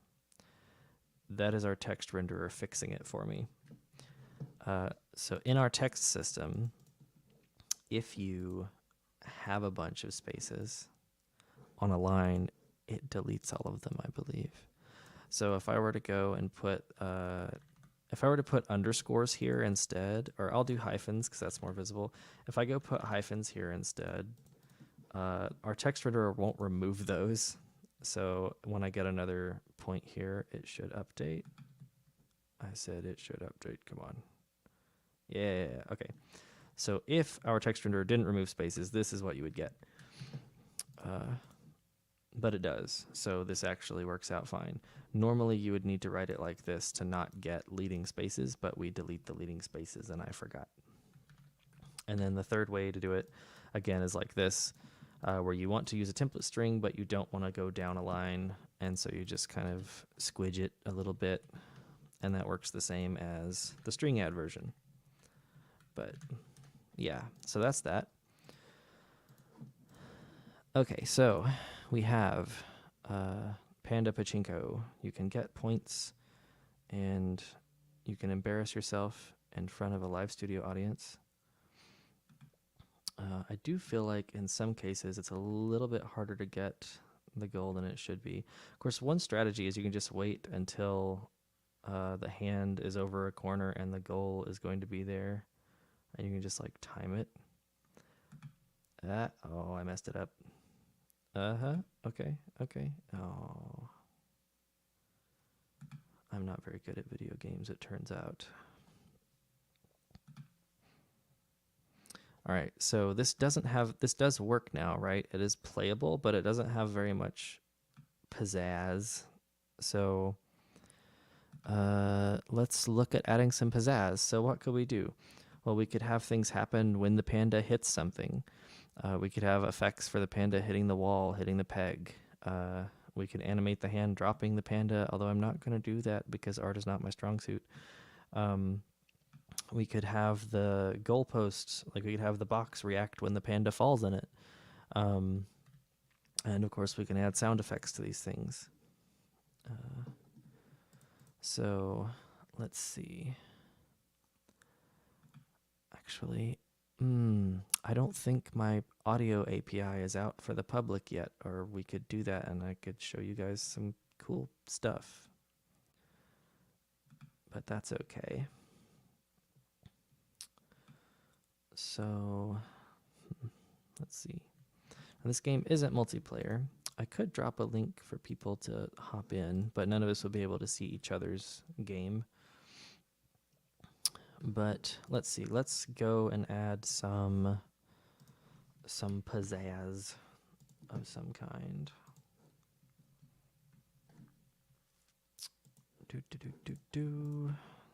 Thinking about what kind of pizzazz I should do. Let's add a particle effect when you hit a peg. Actually, let's animate the goal when you get a goal first. So we could spawn something and we could also like animate the goals like a scale or something. So we'll do that.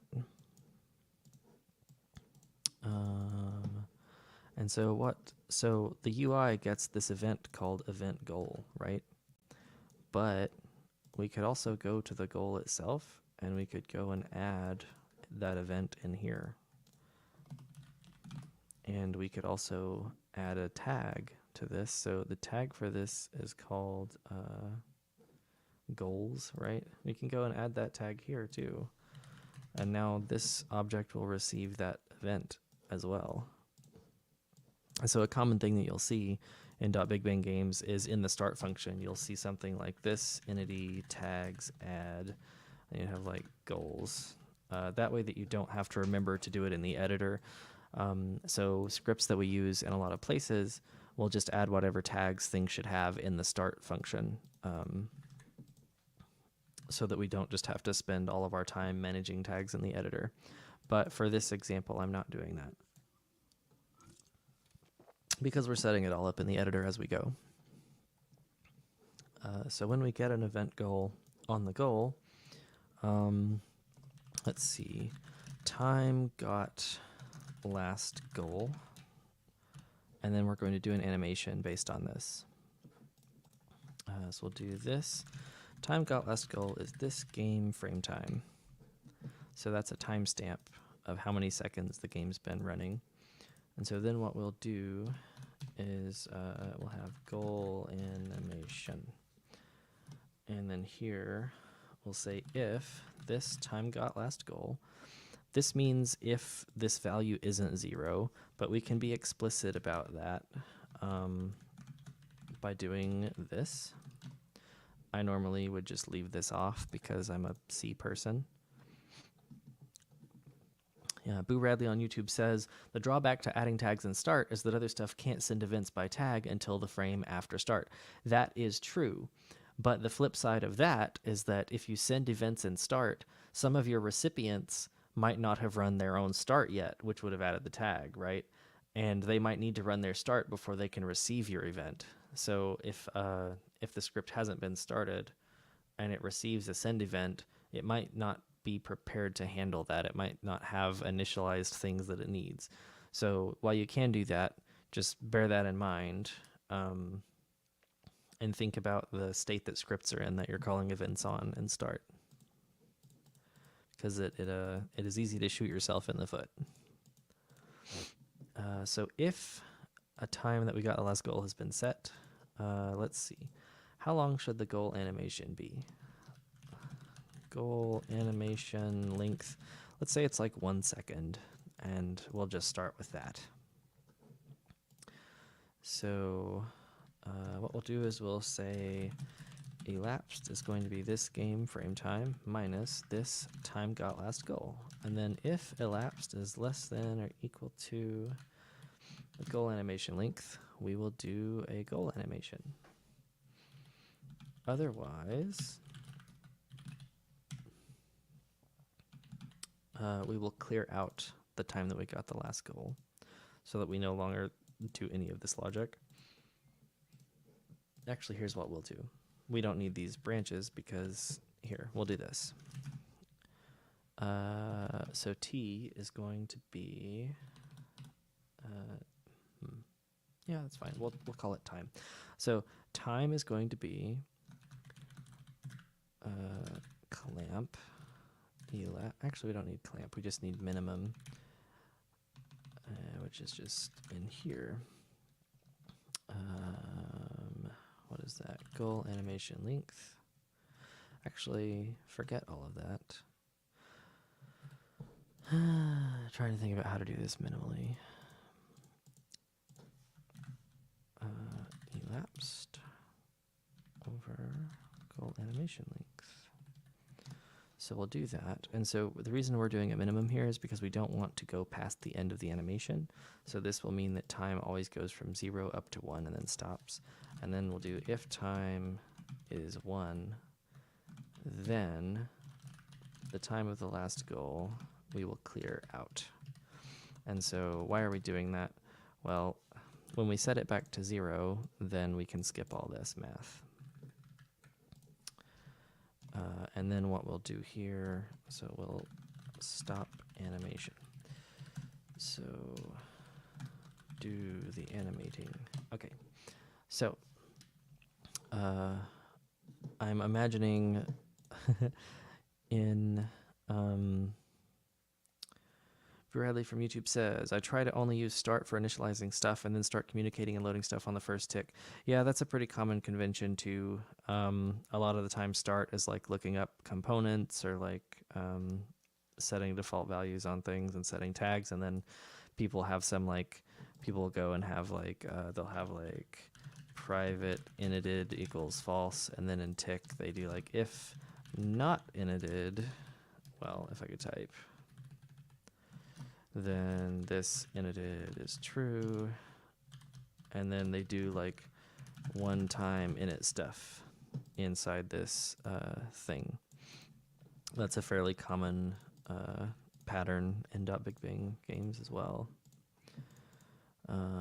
So do the animating. So I'm kind of imagining what we'll do is whenever the panda falls into the box, I should make left click work as well as space. Hang on, let's go do that real quick because that's driving me crazy. I just expect it to work and then it doesn't work. So this is, let's break this out into variables. So space bar pressed.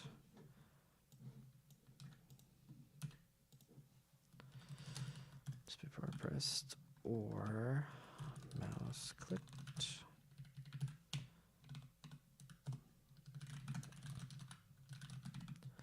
This game input mouse just pressed. Mouse button. Oh, these are verbose. Primary, sure. So that should let us left click to drop the panda. And it does. So that's cool. Let's save our scripts. Okay, so now let's animate this. And I'm kind of imagining a mini game from Mario Sunshine where you have to deliver fruit to these Pianta ladies. And you kind of like have to get the fruit into the basket. And it does this cute like scale thing that it does. So let's do that. So we're going to do const scale keyframe equals, and for now we'll just do one of these things, and this will be a vector 3, and it will be something like 1.5, 0.75, 1.0. Actually, let's go ahead and make this an array. We'll make it an array. So we'll do that, and then we'll do this.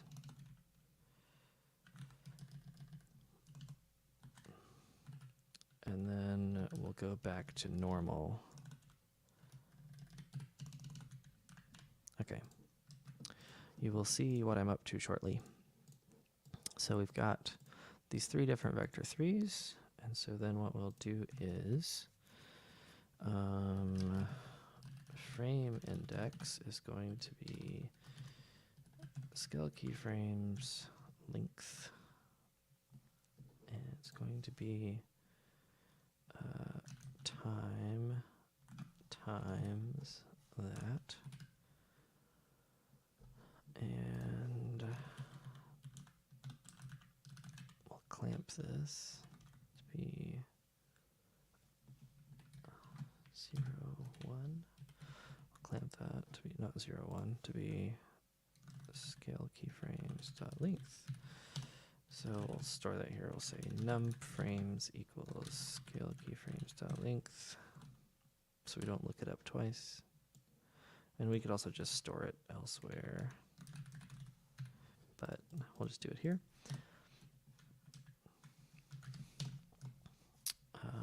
And this needs to be -1. And then what we will do is actually it needs to, this is off actually, but that's okay. We'll fix it in a minute. Here, well, yeah, we'll get something going and then I'll fix the actual math. Okay. So then what we'll do is we need to have our initial scale. Let's call it the base scale. And so we'll grab that in start. And it's just going to be the scale of the entity.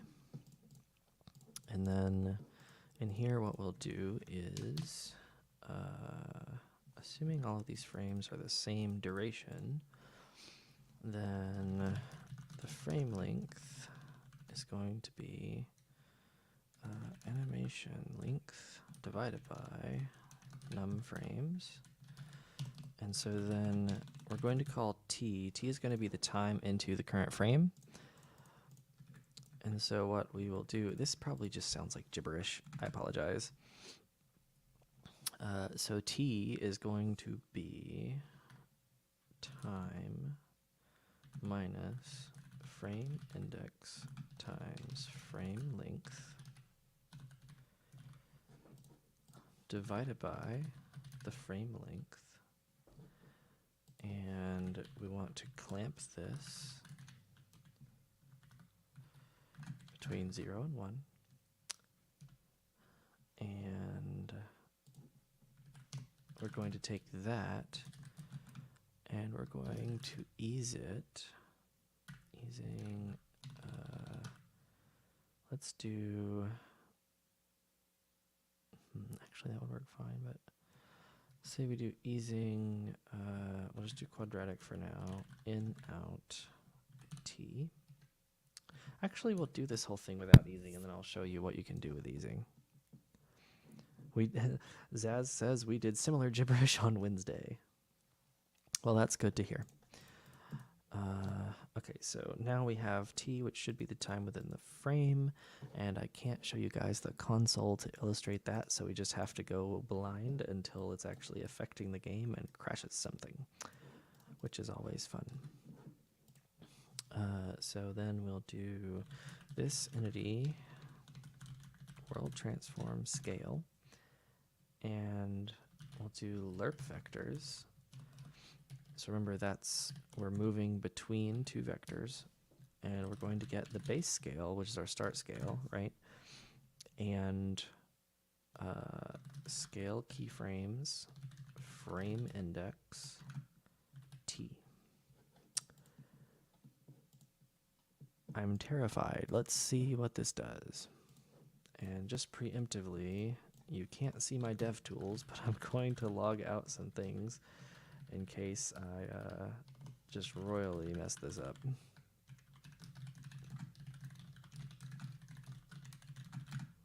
Okay. There we go. We'll save it, and we will try to actually get a goal. Okay, we did get a crash. And what crash did we get?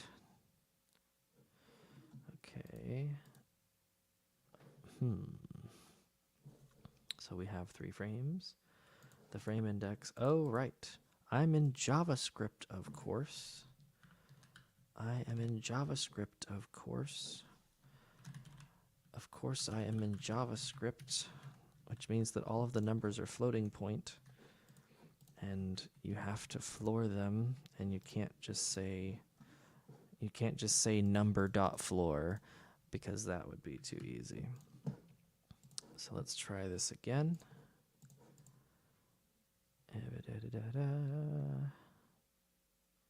Okay, so something happened. It didn't quite end up back where it's supposed to. The box is notably smaller now. Let's try to score another goal. Okay, something is wonky. Right, at the end of the animation, we need to essentially pretend there's one more keyframe, right? Which is the original scale that we want to go back to. And actually, these should be multiplied against the base scale. So we need to do that in here. So I'm going to have another one of these that we're going to use as a temporary variable called keyframe scale, which is going to be a new vector 3. Okay. And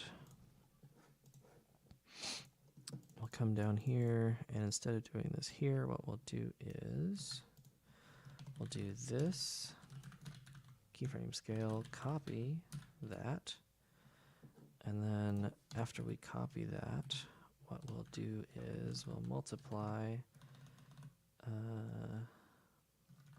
it by the base scale, so that these are scaled from the scale that it is here.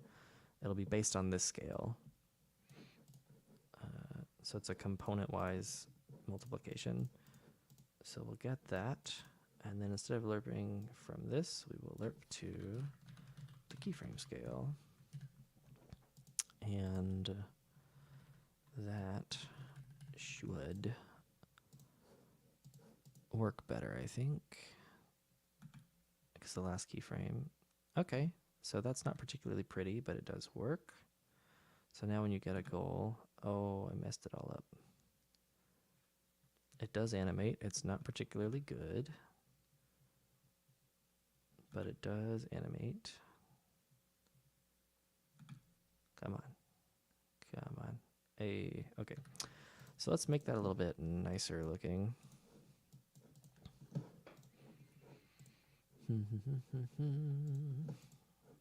Let's go a little bit ham here. Actually, okay.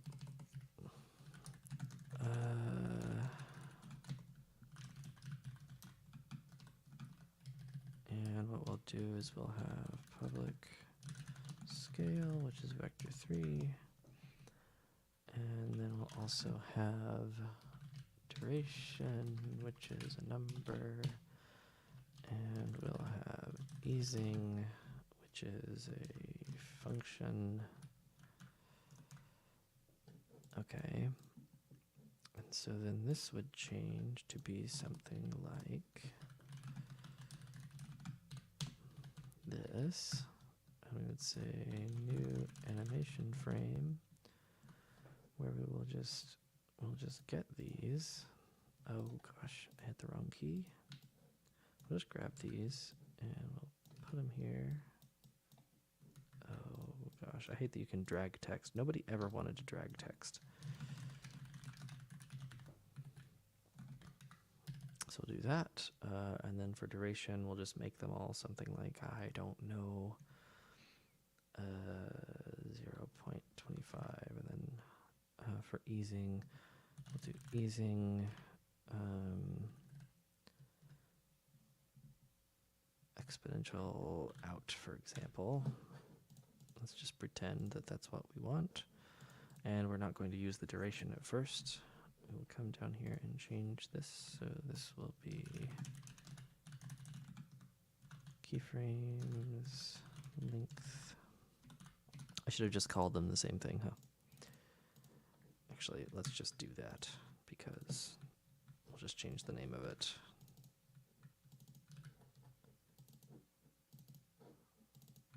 Okay, and I'm going to move this down here with this. Okay. So, scale keyframes, frame index, scale. That's how that changes. So currently this should behave exactly the same as what we had, and it does. Okay, great. So then what we shall do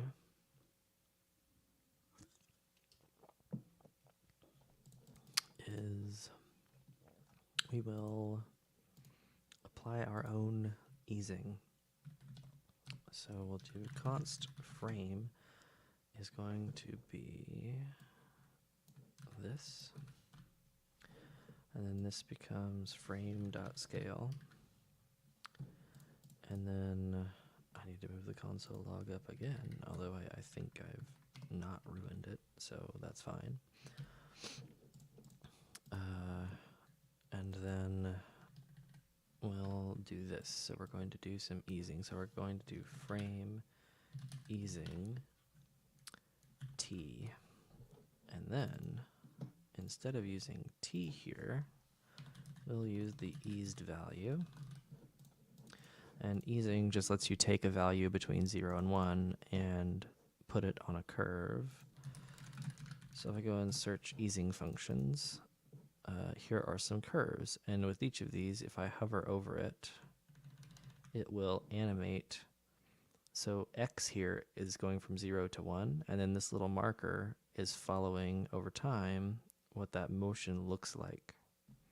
So you can use easing to take a movement that's just from 0 to 1 and change it to be faster and slower at parts of the journey. And so it can give you smooth motion.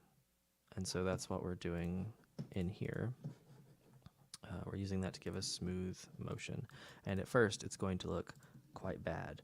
So I should probably make it so that I can cheat at this to just get a goal instantly. So now, as you can see, the animation has a lot more personality to it from adding the easing. So each frame eases out exponentially, which means the motion starts out really fast and then gets slower. And so what we're going to do is we're going to change those. So let's say that this one is going to ease back out, which means it'll go farther than it's supposed to and then settle. This one will be, I think quadratic would look better. Exponential's a little too harsh, and so it's going to squash down and then stretch up and then settle.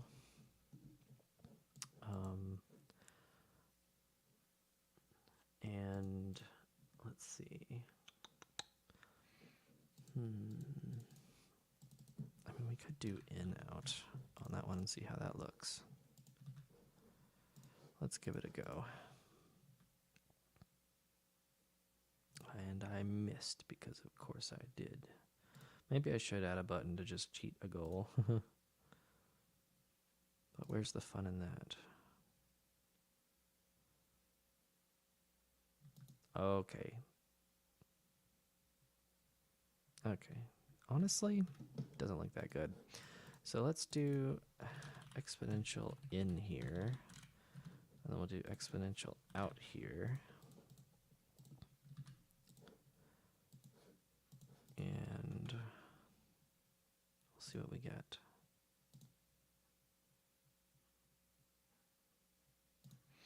The thing about pachinko is it's a lot like Mario Kart, which makes it not that fun, actually. There's just so much RNG, so much entropy. This doesn't look particularly good. Let's see, let me look at my values in the thing.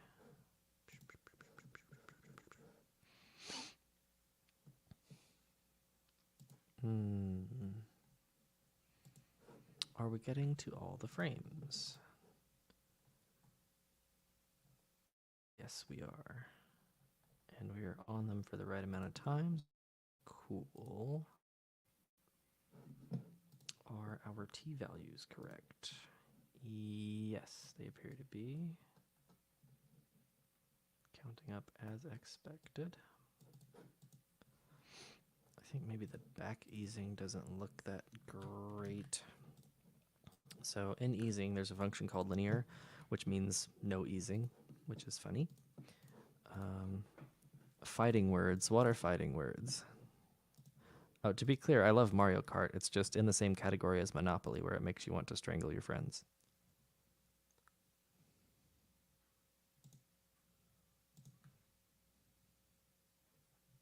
Okay, so that seems to go not as well as I thought. Let's use these durations as well. So I'm going to do, so up here, we have this stored like this, right? We're going to change it. So we're going to say, we're going to,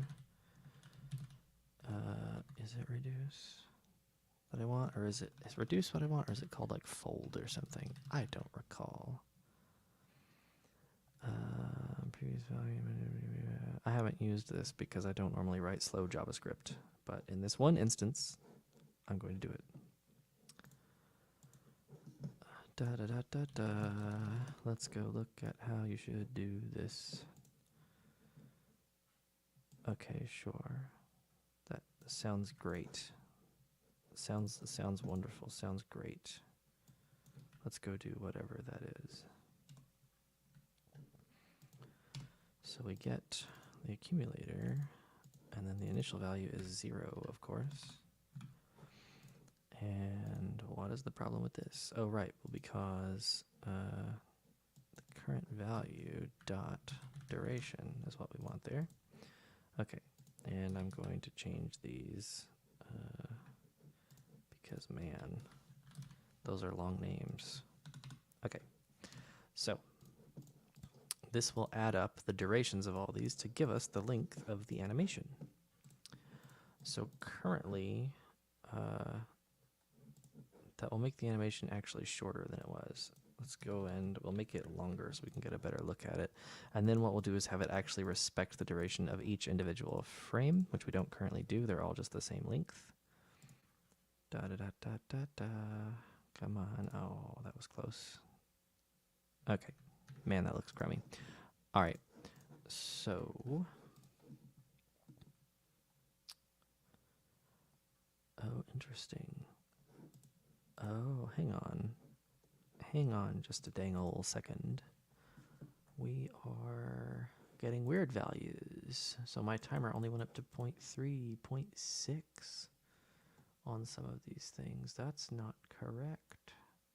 That is not correct. Because according to the encyclopedia... Okay, so we do have bad math somewhere.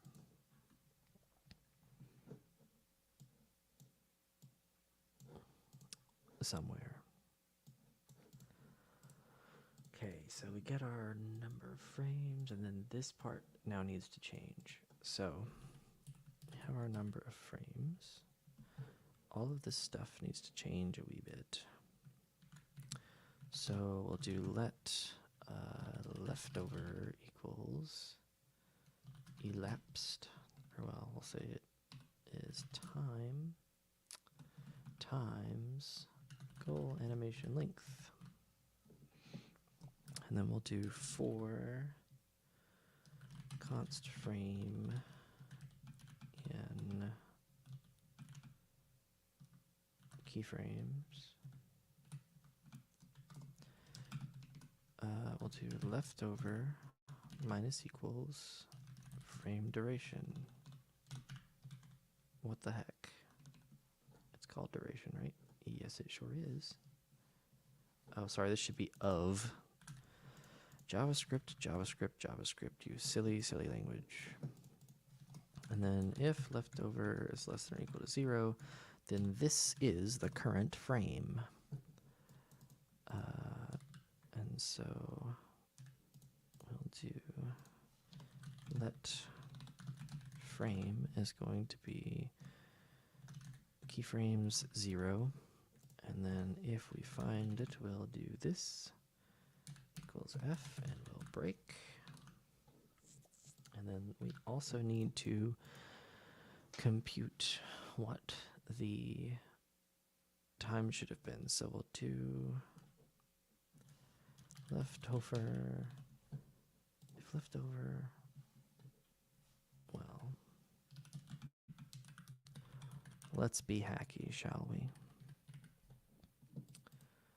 So then T is going to be diff.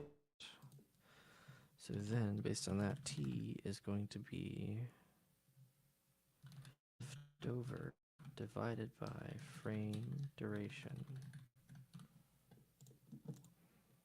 And that should be legitimate. This no longer works. The rest of it compiles. Let's see how broken it is. Oh dear. And off we go to the races. And it doesn't work. Or well, I didn't get a point anyway, so. How did I miss that one? I'm not very good. Okay, so it appears to work properly now.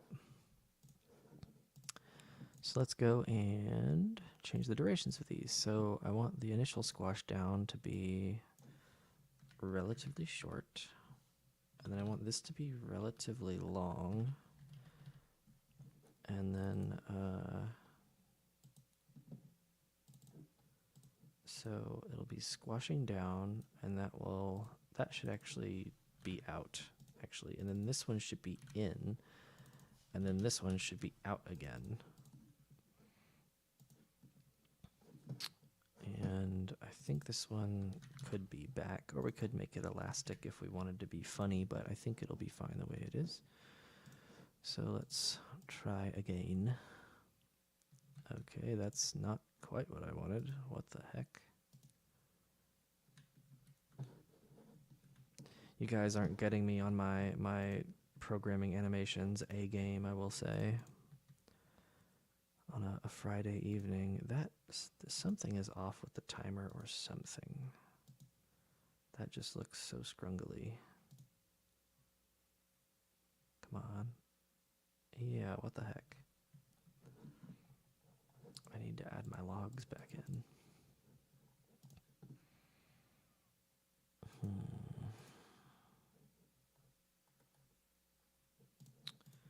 Don't need that anymore.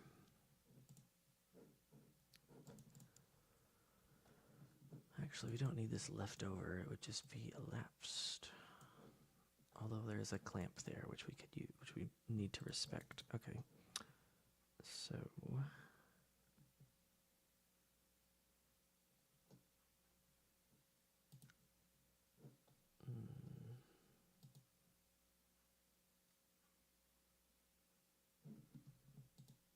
there's a clamp there. And then what else?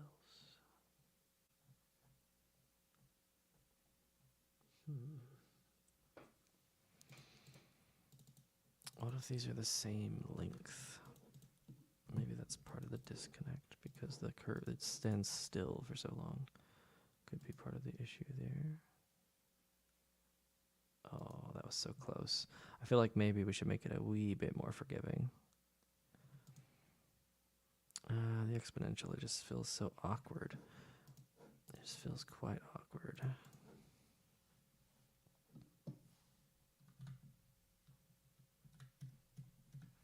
And maybe instead of exponential, these should be like a gentler curve.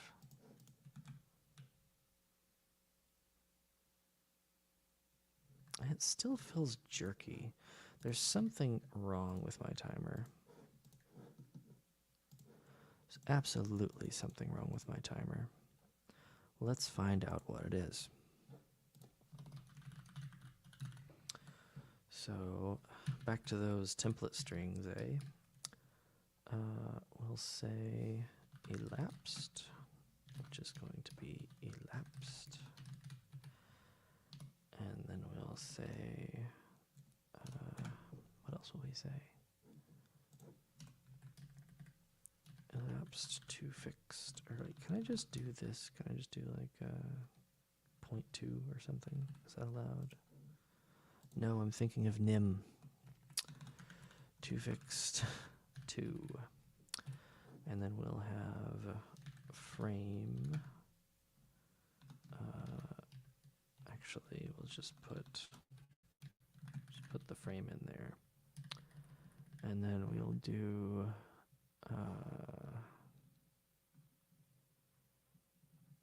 leftover.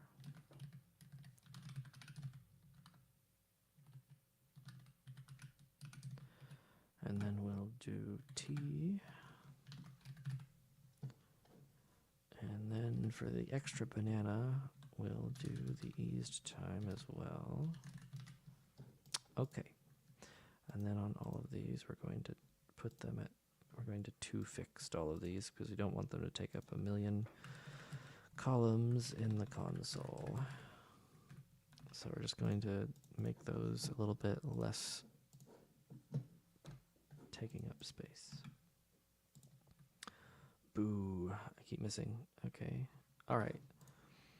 So can I unpop this out? Can I go dock this?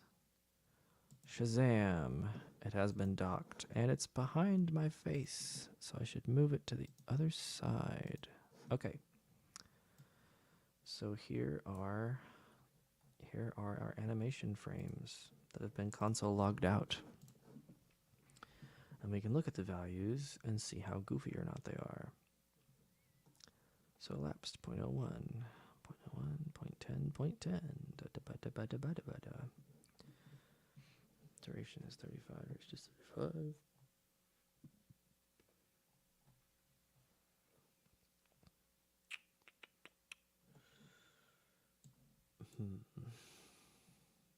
Oh, I didn't mean to get it again. 397.1. And if we go down through here looking at the times. Okay, that sure does look normal to me.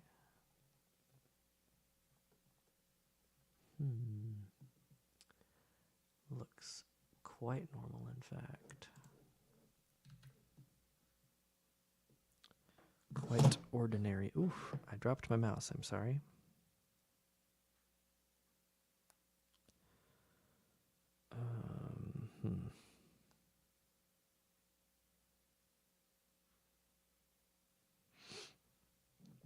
Let me see. I'll just keep making obnoxious mouth noises until I figure out what I'm doing.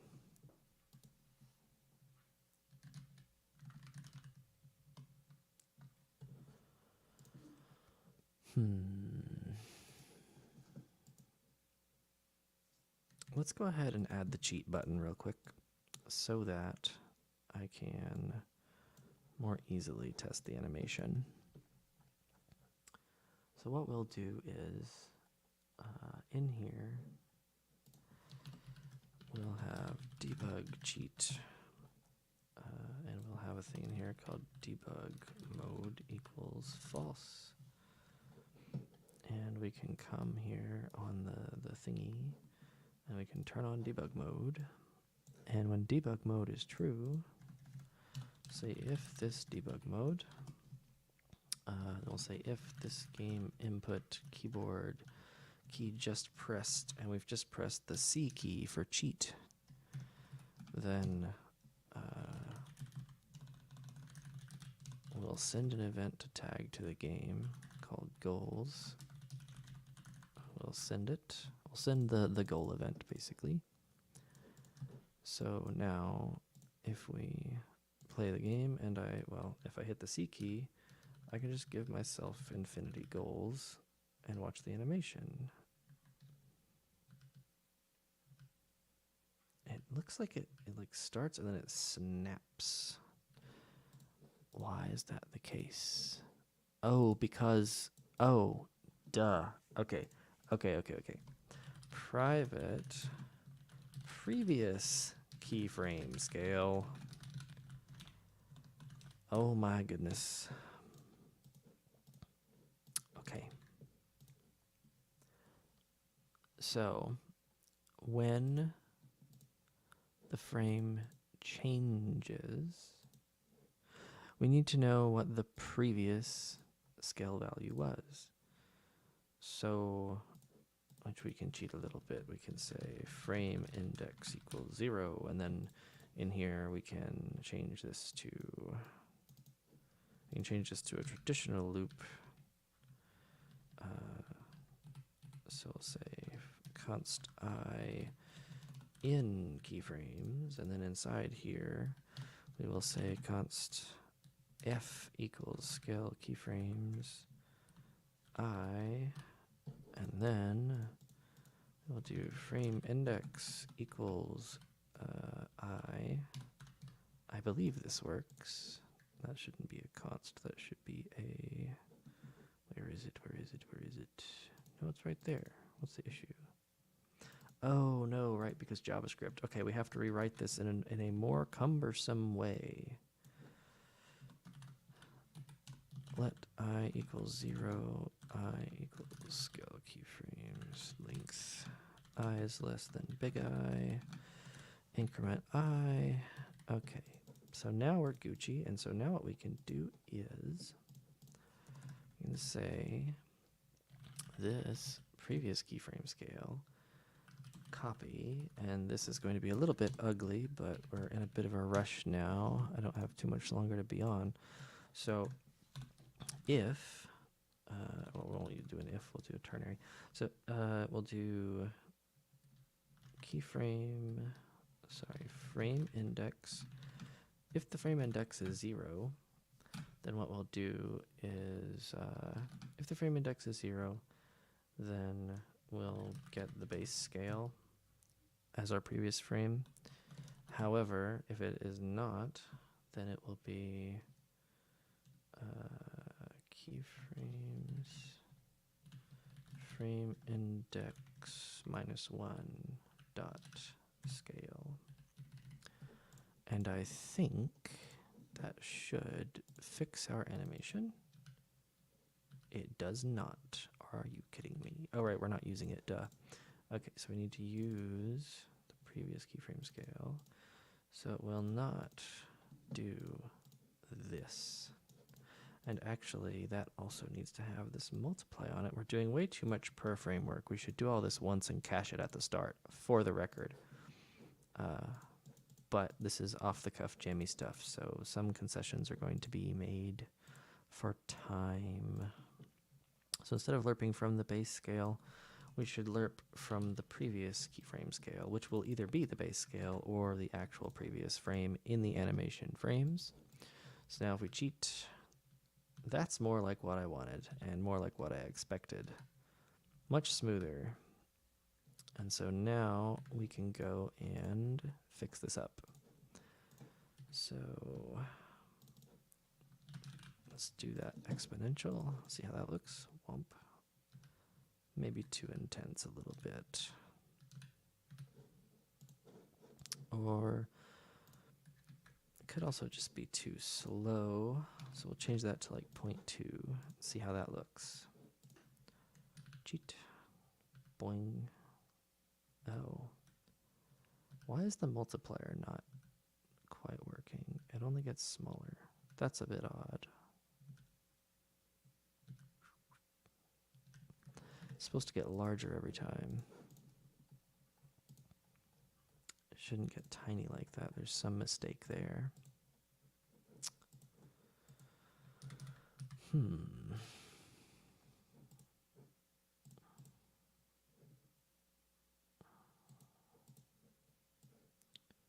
do that. We do it right here. So, oh, because we multiply that twice. I see. Right, so we actually need to make this an if statement. So if frame index is 0, then we'll do that. Otherwise, we will do this. We will do this.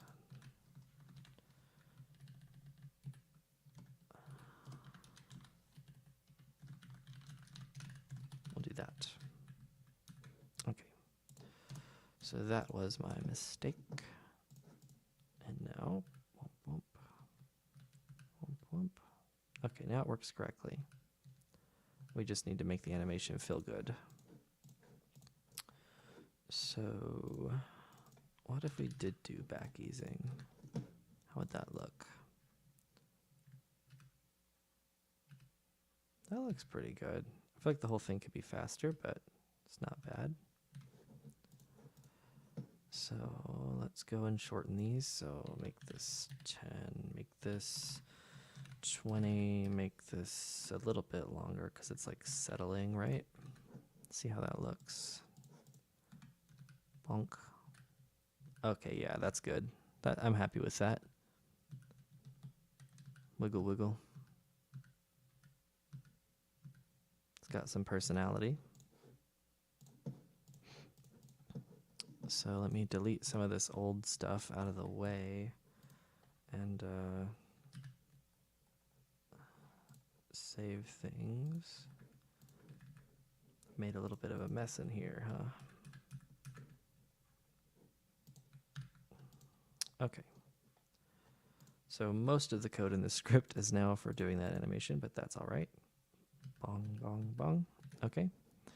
So now what we'll do, let's see. It's about 7:30 my time. I've got another half hour I can stay.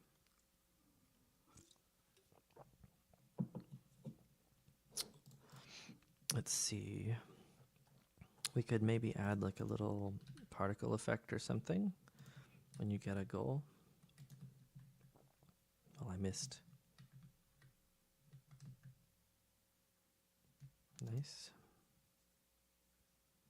Oop. Oh my goodness, I am not good at this game. We could also do an animation whenever the panda hits something. Maybe the panda could squash and stretch a little bit. Of course, that would mess with its collision, so we probably don't want to do that. We could make the panda into two entities, one for collision and one for visuals, and then we could rotate and scale it and squash it and stuff, and that would be kind of nice.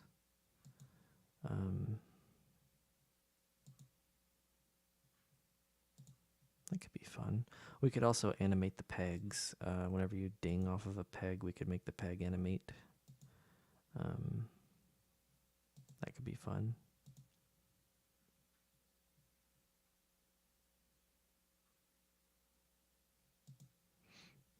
And of course, we could spawn things whenever things happen in the game.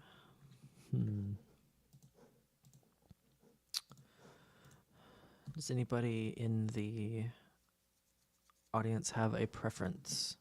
What kind of what Riz should we add next? How should we zuzz up the game further? What sort of effect would you like to see?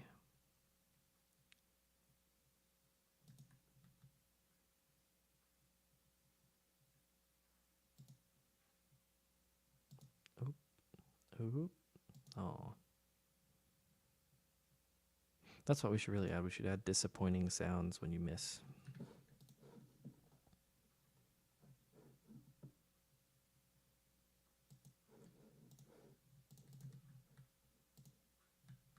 Well.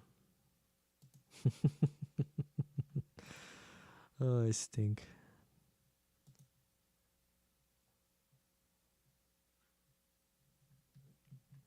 All right. I keep feeling like maybe we should raise up the. I feel like we should put like a ramp or something here so we can like see the game easier. Is there something like that I could? Very modern bookshelf, huh? Something I can steal for that. Why, sure. Erg.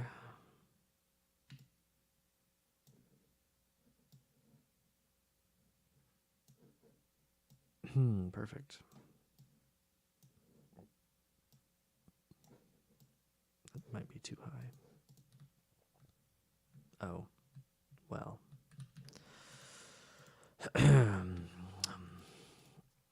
That's fine.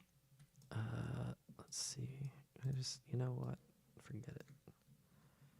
We've got a box, and we've got a smaller box, and that's two boxes that we have.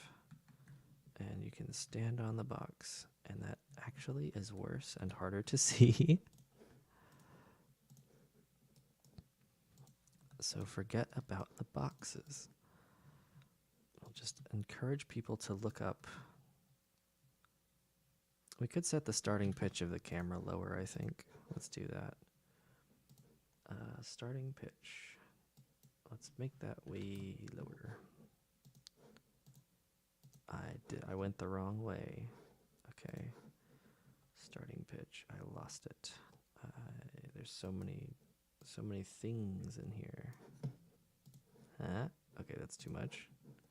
That is way too much. Starting pitch, let's call it, well, 126 is the maximum by default in this game, so that is quite too high. Yes.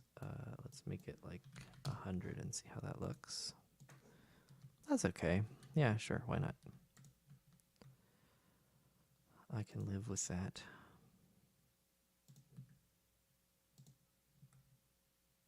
All right. Let's add some instructions real quick. So I'm going to move this robot over. I'm going to copy the chair because I want to keep the styling that it has. I'm going to remove the script though and the tags because we're not going to be using them here. And we're going to change the text. So we're going to say instructions. And we're going to grab this guy and rotate it. rotato potato it. We're going to make it smaller.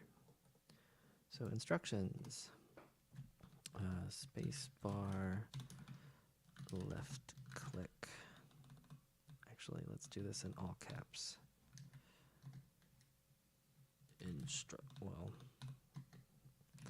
Instructions, and we'll say space bar, left click, drop panda, and that's it. Okay, let's see. I don't want this one to be centered, actually. I think it would look better. Yeah, I like that. And we're also going to make it... Can I add more lines without... Oh, I sure can. I sure can do that. So I can kind of cheat to add some extra vertical. And we're going to bring this right the way down some because it's humongo. Okay, that works for me. World's best video game instructions. You saw it here first.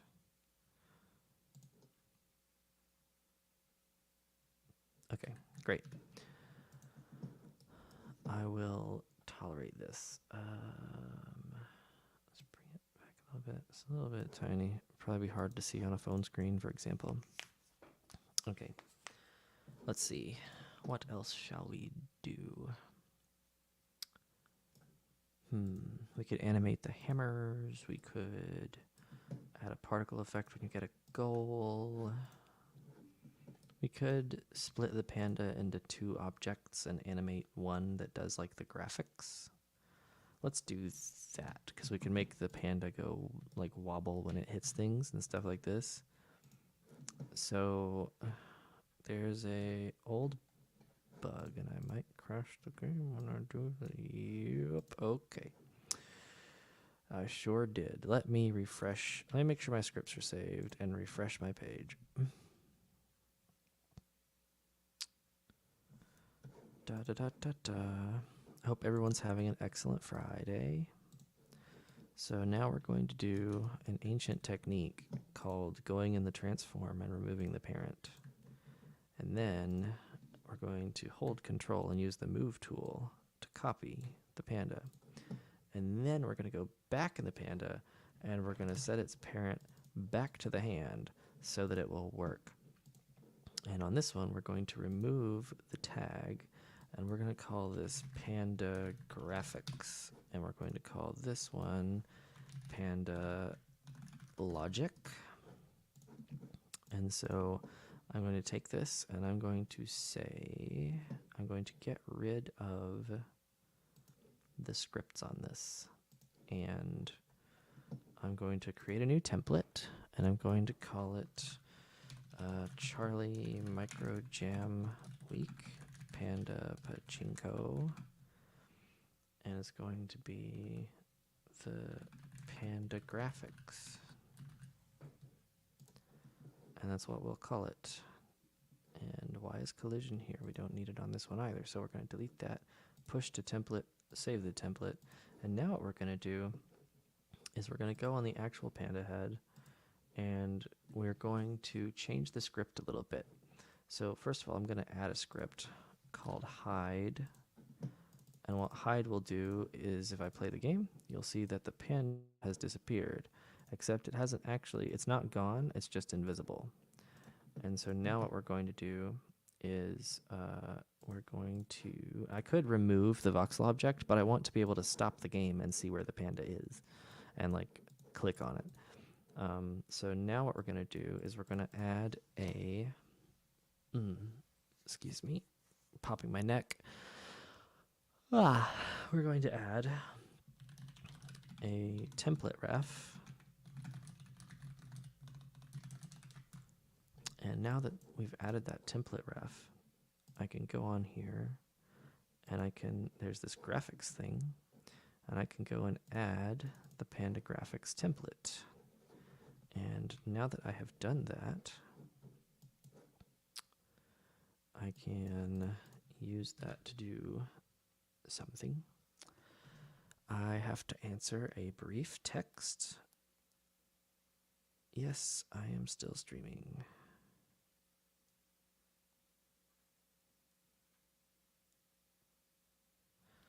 Okay, so what we're going to do is we're going to spawn this template. We're going to turn ourselves invisible, and then we're going to spawn this, and we're going to warp it to wherever we are every frame without actually attaching it to ourselves, because then we can animate it however we want. Actually, we could go ahead and parent it just for the sake of ease of this. Yeah, we'll go ahead and do that. So we'll have private graphics is going to be an entity ref. It doesn't have to be an entity ref. It could just be an entity, actually. But we'll go ahead and use an entity ref. We will be good boys and girls and use an entity ref. Sound effects. Let me look at something real quick. Okay, so the audio API is not released yet. So if I showed you sound, I could not show you very great stuff about it. Like I would not be able to show you very fun stuff at the moment. However, if sound ends up being a sticking point for people in the jam, I and others will be available in Discord to help with it. If I was going to do sound just now, I would want to do a stream all about sound so I could cover how to do things well at present. But I don't have the time at the moment. So apologies about that, Demaze Plaza. So we're going to have an entity ref for graphics. And so what we'll do here is we'll say if this graphics exists, then we'll do this graphics set, and then we'll do this, and then we'll do, so we're going to create an entity. We're going to get this, and we're going to create an entity from it, and then we need to add it to the game. Those are false by default, actually, so we don't really need to specify that. So we're going to get our template, our PandaGraphics template. We're going to create an entity from it. We're going to add that entity to the game. We're going to set it on this handle that we have, and we're also going to set the parent to ourselves so it will follow us, and we're not going to preserve the world transform, so it will just stick this panda head over this panda head. Well, it will spawn one of these and then stick it. This particular one, I'm just going to move somewhere else because it's not part of the active game. So now, oh, that's not quite right. What is going on? Excuse you. I said false. What are you talking about? So that is in the wrong place. What are we doing? Do we have a parent? We sure do.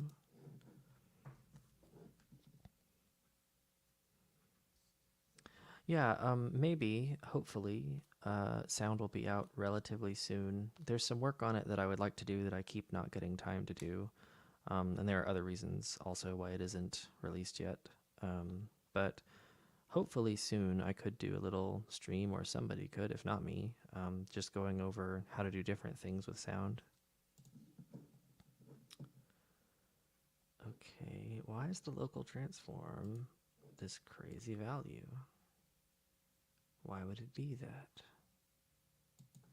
Because I'm not preserving. I'm literally not preserving the value. So why would it? Am I taking crazy pills? Yeah, I literally say don't preserve the world transform. So why would it do that? Spawned local transform. Is there like a clear? No, there's not. Set. I shouldn't need to do that. That's what not preserving the world transform is supposed to give me. But whatever. It's fine. Okay. So that's all well and good. So now our panda ball looks like it did before, only now there's actually two objects, one that has the collision and the script on it, and one that just has the voxel object of the panda head. And so now what we can do is we can manipulate the panda head object without actually affecting the logical object part. Meaning we can kind of go nuts. So let's see. We can also put extra logic. We can put our animation stuff on the graphics part just to keep that separate from our other stuff. So I'm going to grab this script name because I am lazy. Pachinko ball, graphics. Okay. And in this one, we're just going to have base transform. There's going to be a new transform, and then in start, we'll do this base transform, copy this entity local transform, and then we'll have a tick, and then we're going to have events in here basically. So we'll have like time hit peg, for example. Why not? And so we'll have event hit peg, and then we'll have peg entity. We'll have a contact, which is a collision contact. And we'll say this time hit peg equals this game frame time, for example, something like this. And the reason I passed in the contact is because we could like look at the normal or something and spawn a particle effect that like faces a certain way, for example. So let's go in here. And so if we bounce off of a peg, we'll do this. What is it? Graphics get. And then the question mark means if this thing exists, then continue with the rest of the line. And so we'll send an event, hit peg, other contact. Okay. So we'll send an event to the graphics. And if I open the console here, I can come over here and I can say console log, we hit a peg. And then if I run the game, and I screwed it all up, I got to update the template. Always remember to update your template. If you don't update your template, then your template won't be updated. And if your template isn't updated, it means you haven't updated your template. This has been a PSA. And I missed every peg. We hit a peg, we hit a peg, we hit a peg. Okay, cool. So that's all well and good. And now what we shall do is, let's just like make a little scale wobble animation or something whenever you hit a peg. And see how that goes. So we'll have since hit peg equals, or well, we'll do if this time hit peg isn't 0, since hit peg is going to be this game frame time minus this time hit peg, and we'll say const time timer, let's say, is going to be Matthew Till's clamp since hit peg 0, and let's just say this animation will be like half a second long, for example. And length equals 0.5, and I'm just going to do this here in line for the moment. And then later we could pull it out to a property, or we could pull it out to a const outside the script or something like this. And then we'll say that t is going to be easing elastic out timer. And then we'll have private, we'll have a hit peg scale multiplier. We'll just do it up here. Hit peg and length. Actually, We could have things stack up. We could do it differently, but we'll just do it this way for now. Hit peg anim length is going to be 0.5 seconds.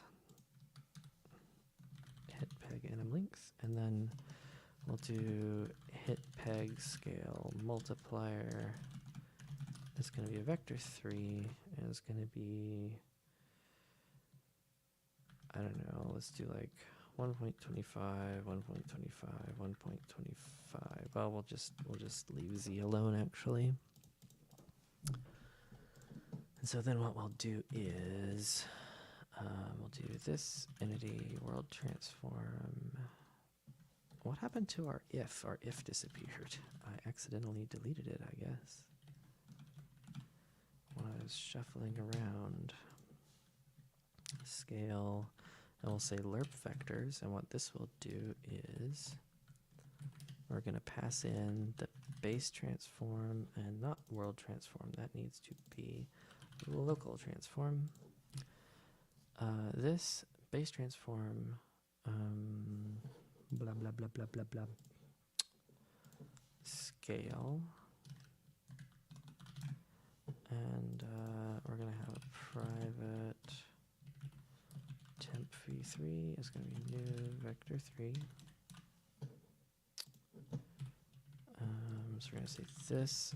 Temp vector 3 is going to copy the hit peg scale multiplier, and then multiply by this base transform scale. So we're going to do that, and temp v3 t. Okay, and so we'll do this. We'll say if t is less than 0.5.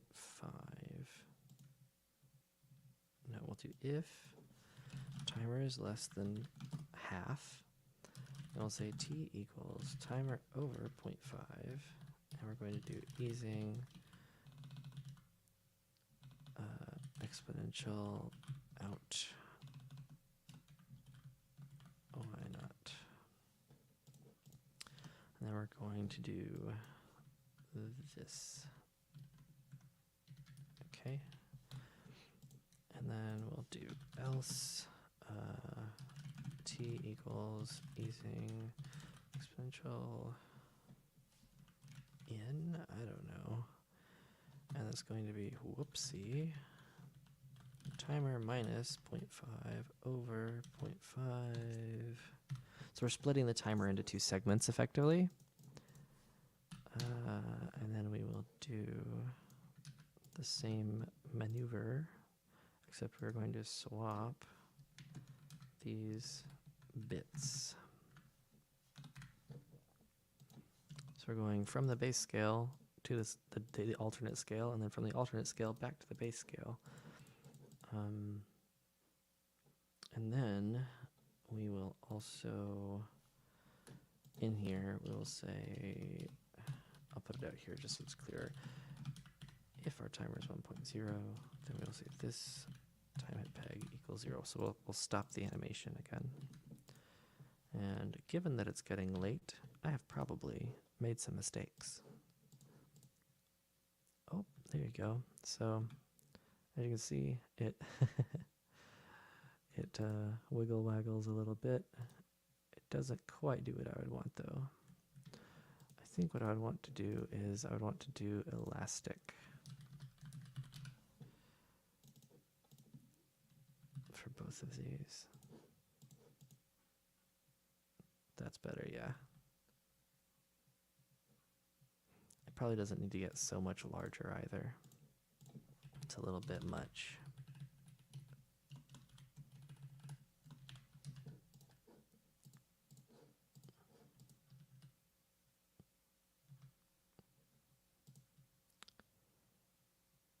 That's pretty okay. We could even do something like we could spawn a particle trail behind the panda or something. but we're running a little low on time for that. Let's see, what else could we do in the no time that I have left?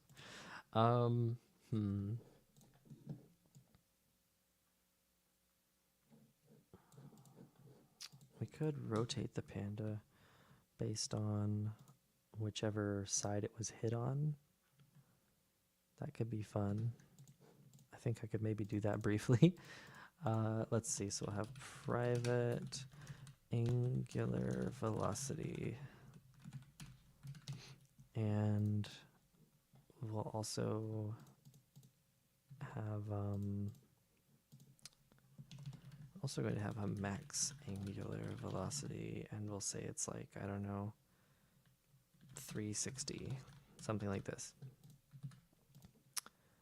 And so then what we'll do is when we hit a peg, oh,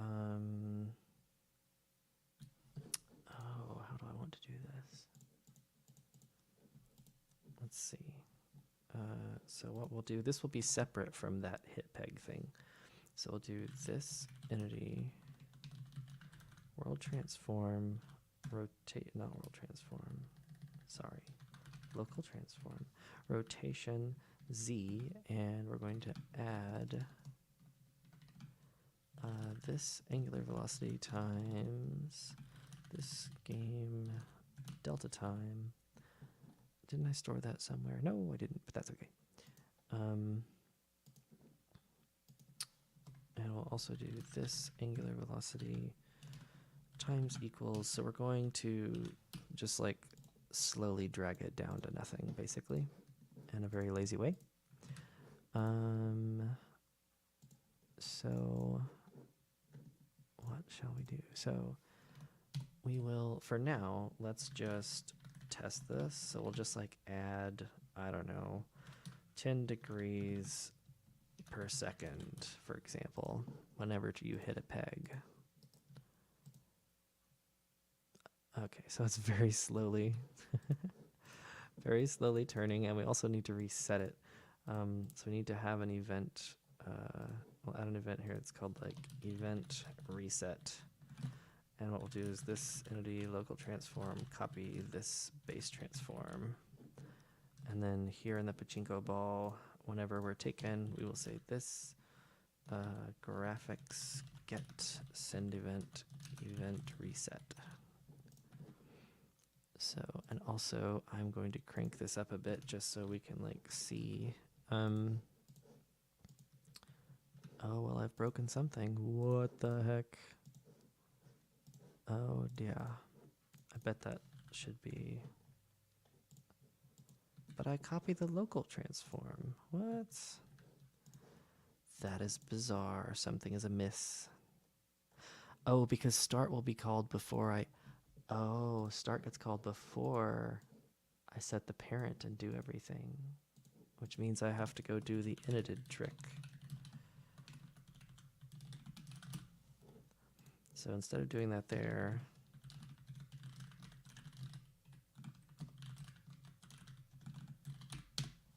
we have to do this here. Oh, and I forgot to zoom my text back in whenever I refresh the page because I crashed the editor. Sorry about that, everybody. That's my bad. So we're just going to move this from start into this part here. So now it will run on the first tick, meaning it should get the correct values for things. Okay, yeah, that's better. And so now, oh, right. I need to actually, okay, that's really funny. Okay, so we need to clear out the angular velocity as well when we get repicked up. Okay, so that's good. We're back where we need to be. So now let's go and I think this is pretty funny already, but let's make it based on something actual instead of just always making you rotate 90 degrees. So we'll say if peg world transform x is less than position, sorry, this entity roll position x. Then we'll say this angular velocity plus equals math pi over 2. Well, times 0.5. And then we'll say else if, or well, nah, we'll just do else because we don't really care about if they were equal, which is very unlikely to ever happen. So we'll just do this minus equals, although we could just set it instead of, oh, okay, I got it backwards, I believe.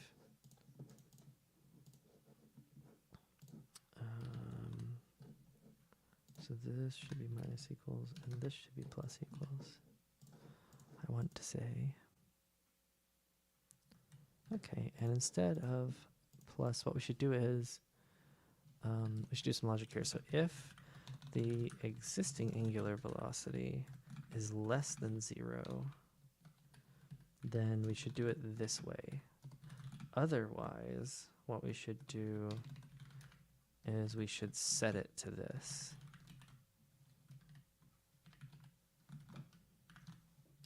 And I'm going to make these a little bit more symmetrical here, just so it makes sense. So, and we should do the same procedure with this. So what this means is, if you hit a peg on the opposite side, then you will immediately change direction. But if you hit a peg on the same side, you'll go faster in that direction, if that makes sense.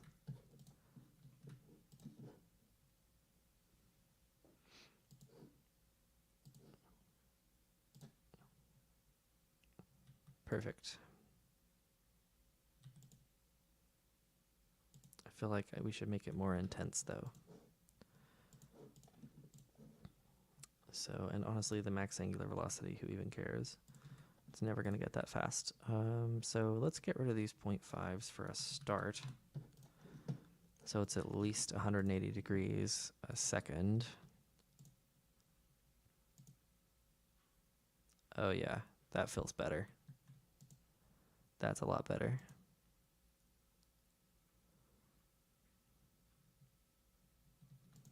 Nice.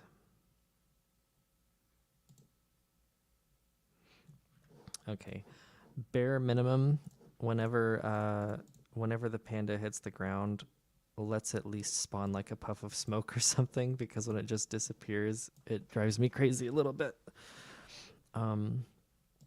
So we're gonna add another template spot in here called poof, which I think might be offensive in one country. So let's call it puff, which I don't think is offensive in any country. And, or you know what, let's be extra safe and call it disappear. And so what we'll do is on the event, we'll do it whenever we're taken, we'll say if this disappear exists, then we'll say this game add entity from template, this disappear get, and it'll be not networked, and then we'll get this entity. Oh my goodness, this is so verbose. Oh, come on, you. Okay, fine. We'll do this. Well, actually, we don't need to do that because we don't care about the rotation or scale. So we'll just leave it that way. So we'll add an entity from a template if we have it, and then we need to go and add it to this script. And I think there's like, it's called like smoke or something, or is it called like dust or something? I don't, I have one somewhere. That might be appropriate. Okay, and let's see. Oh, of course it takes forever. Well, it didn't spawn in the right place. Oh, right, because it's after I do all this stuff. So I should do it before. I should do it first. Okay. Bunk, bunk. Okay, that's pretty okay, I think. Nice.